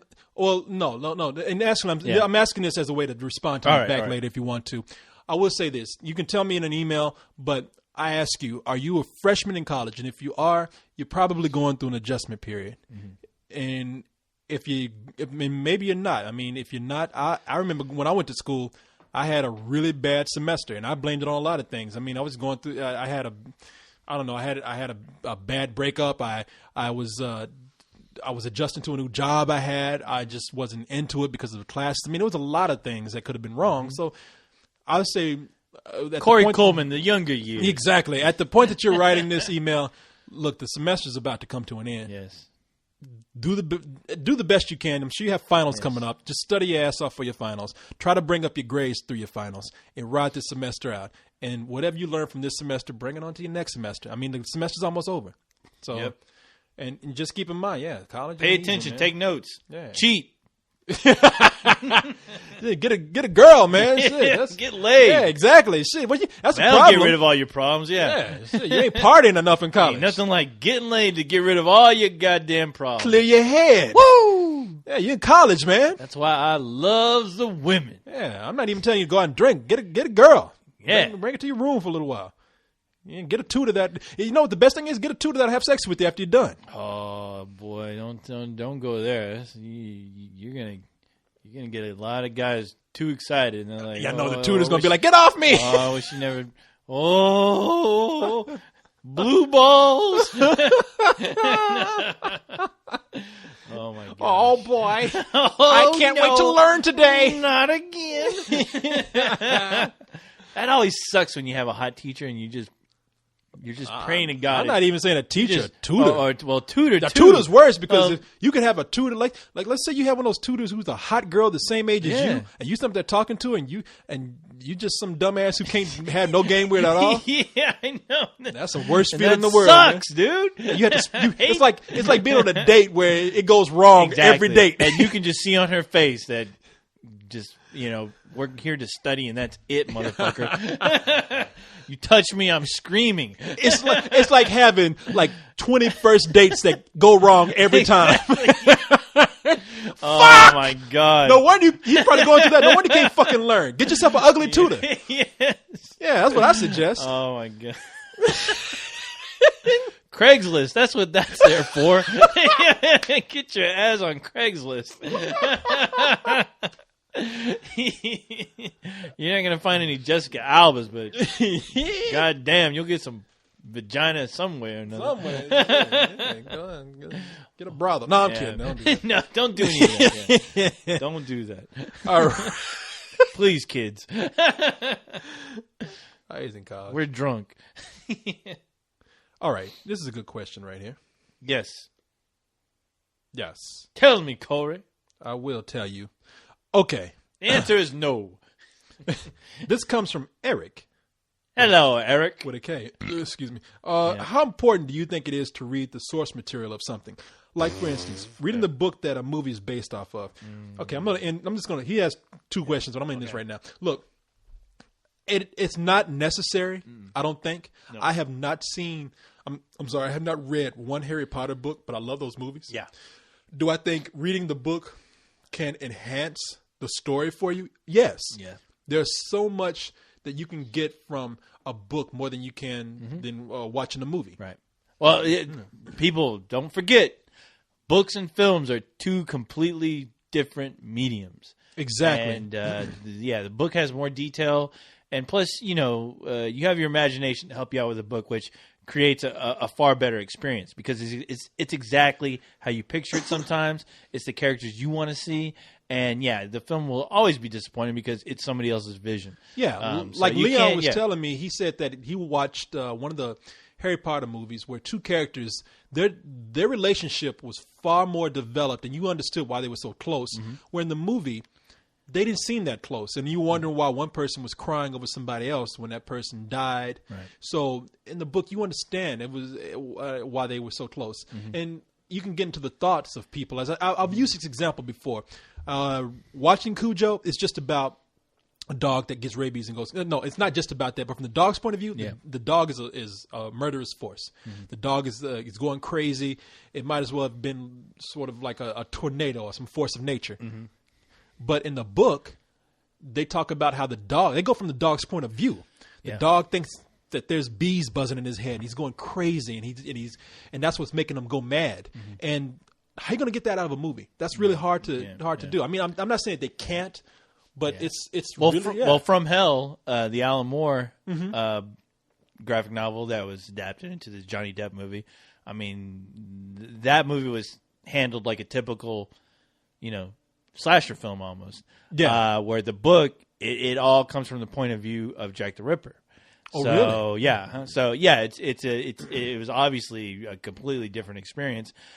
Plus, I think, it's just the movies are made by companies where they have a demographic and they know what people want to see and stuff. And to have a movie where you get the point of view of a killer, you think I don't think American audiences really care to see that, or they wouldn't get it. Damn, that's a good point you made, man, because it takes me back to, if you want to talk Alan Moore, makes me think of the upcoming movie Watchmen. Yeah. Now, you read that book is really an experience because you have stories told within stories. You have articles written about the characters. I mean, none of this stuff is going to be in the movie. Oh, yeah. I mean, they can't do that. If they do, they're going to bore people. Yeah. Oh, the best example, as far as since we're talking about Alan Moore, is The League of Extraordinary Gentlemen. That book is incredible, just because they get into all the character traits you'd imagine. If let's say the Invisible Man was real, what would he be doing?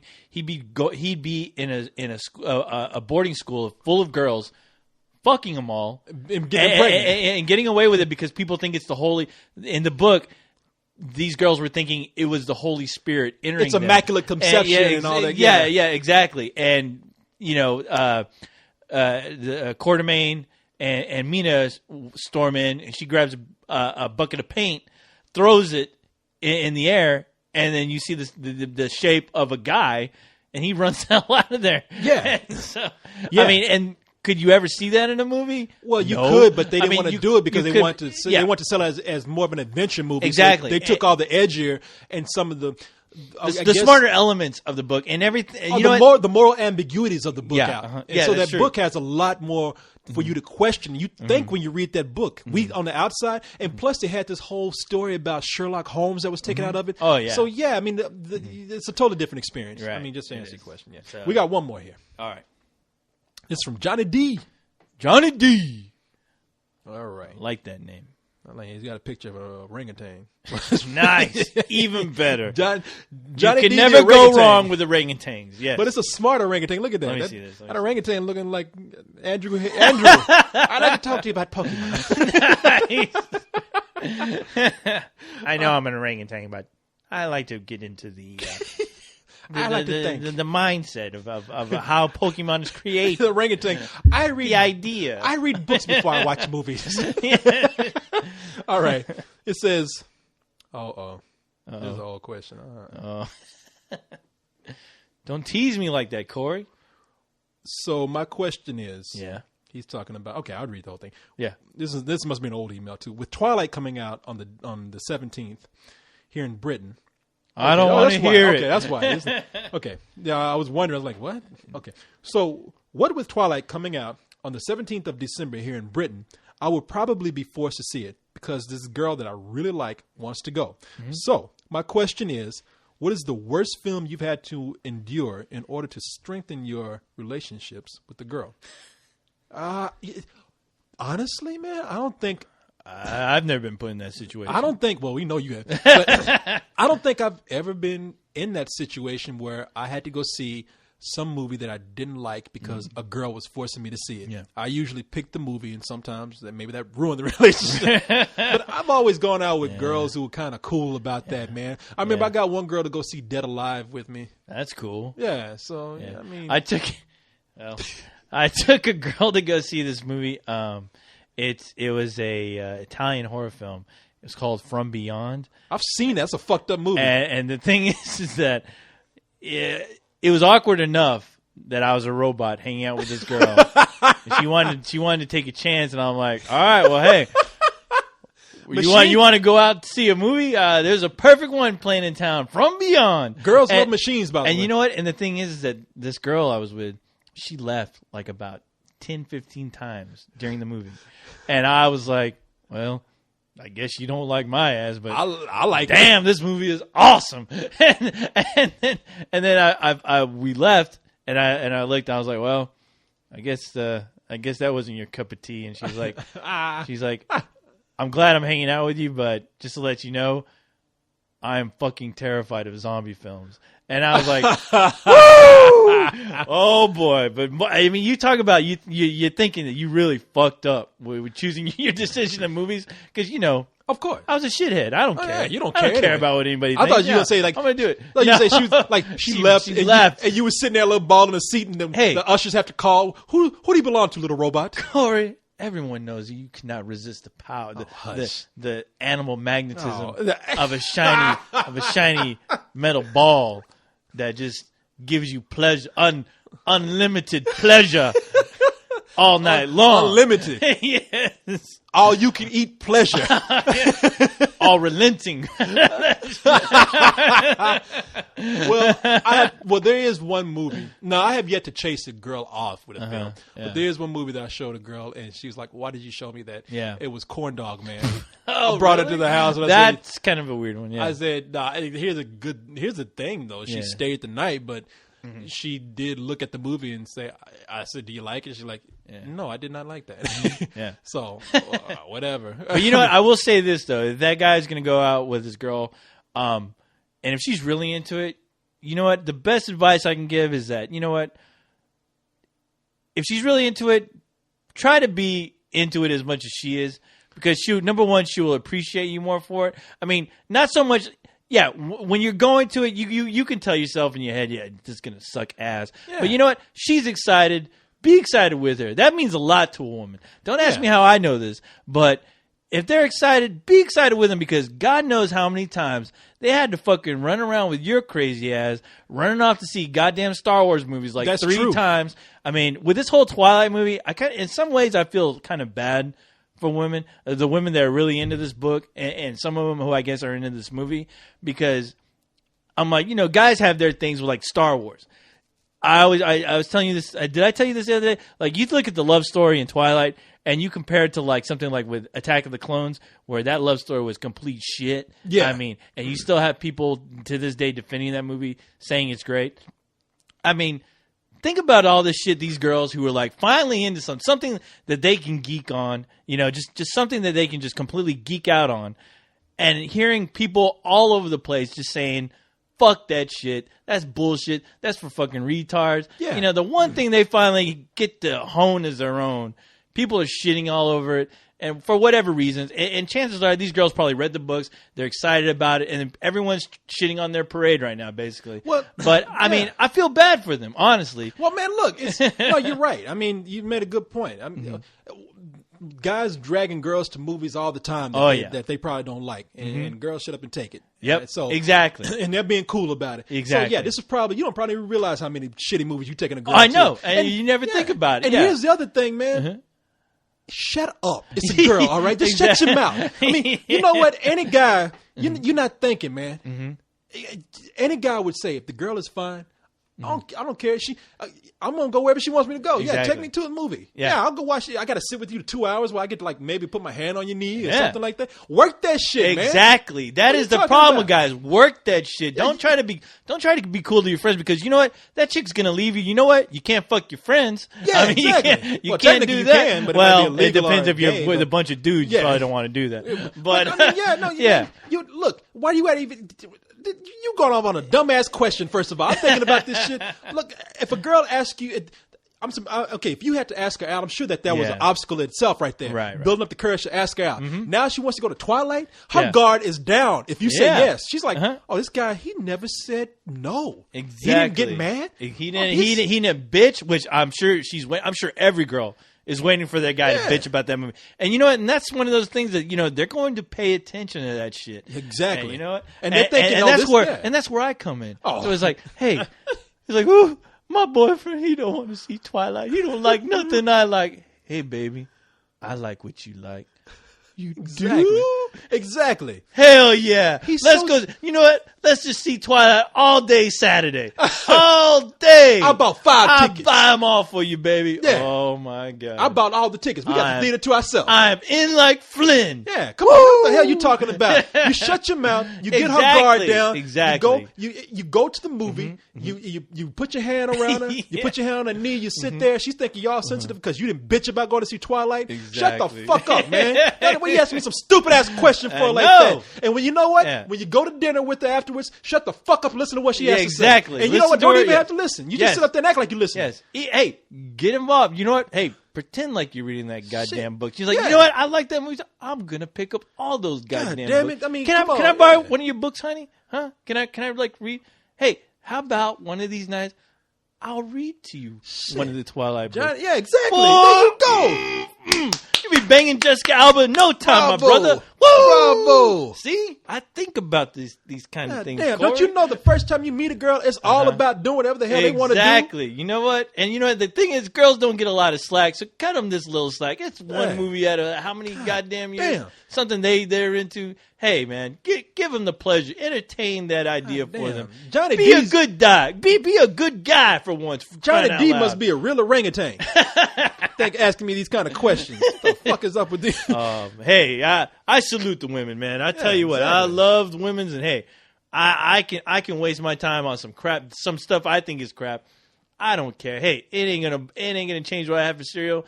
As long as my woman's happy, I'm happy. The women of Spill. Because God knows she better not be cheating on me. Because I tell you what, if I find out she's dead, Corey. You're talking crazy. Hey, it's time to get out of anyway. here with this shit. Oh, it's over. It's over, man. Oh my man, we've God, gone on we've 2 been here. hours. Oh, 2 hours, shit. man. A 2-hour show. Another Dark Knight movie. I know, Oh, my another Dark Knight movie that could have been done and gone. You could have watched the Dark Knight 5 times. I could have built a speed racer and filmed the movie. Could have seen Dark Knight, Speed Racing, and taken a chick to Twilight. Exactly. I could have read damn. all the goddamn Twilight books by now, Corey. Jesus.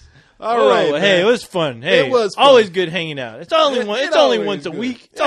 only once a week. Yeah, deal with it, people. Yeah. All right, y'all. Well, you know what? We'll see you next week. Yes. Next All right. week. Good night, everybody. Peace out. Schwarzenegger, peace out. Peace out. People, get to your choppers. It's over.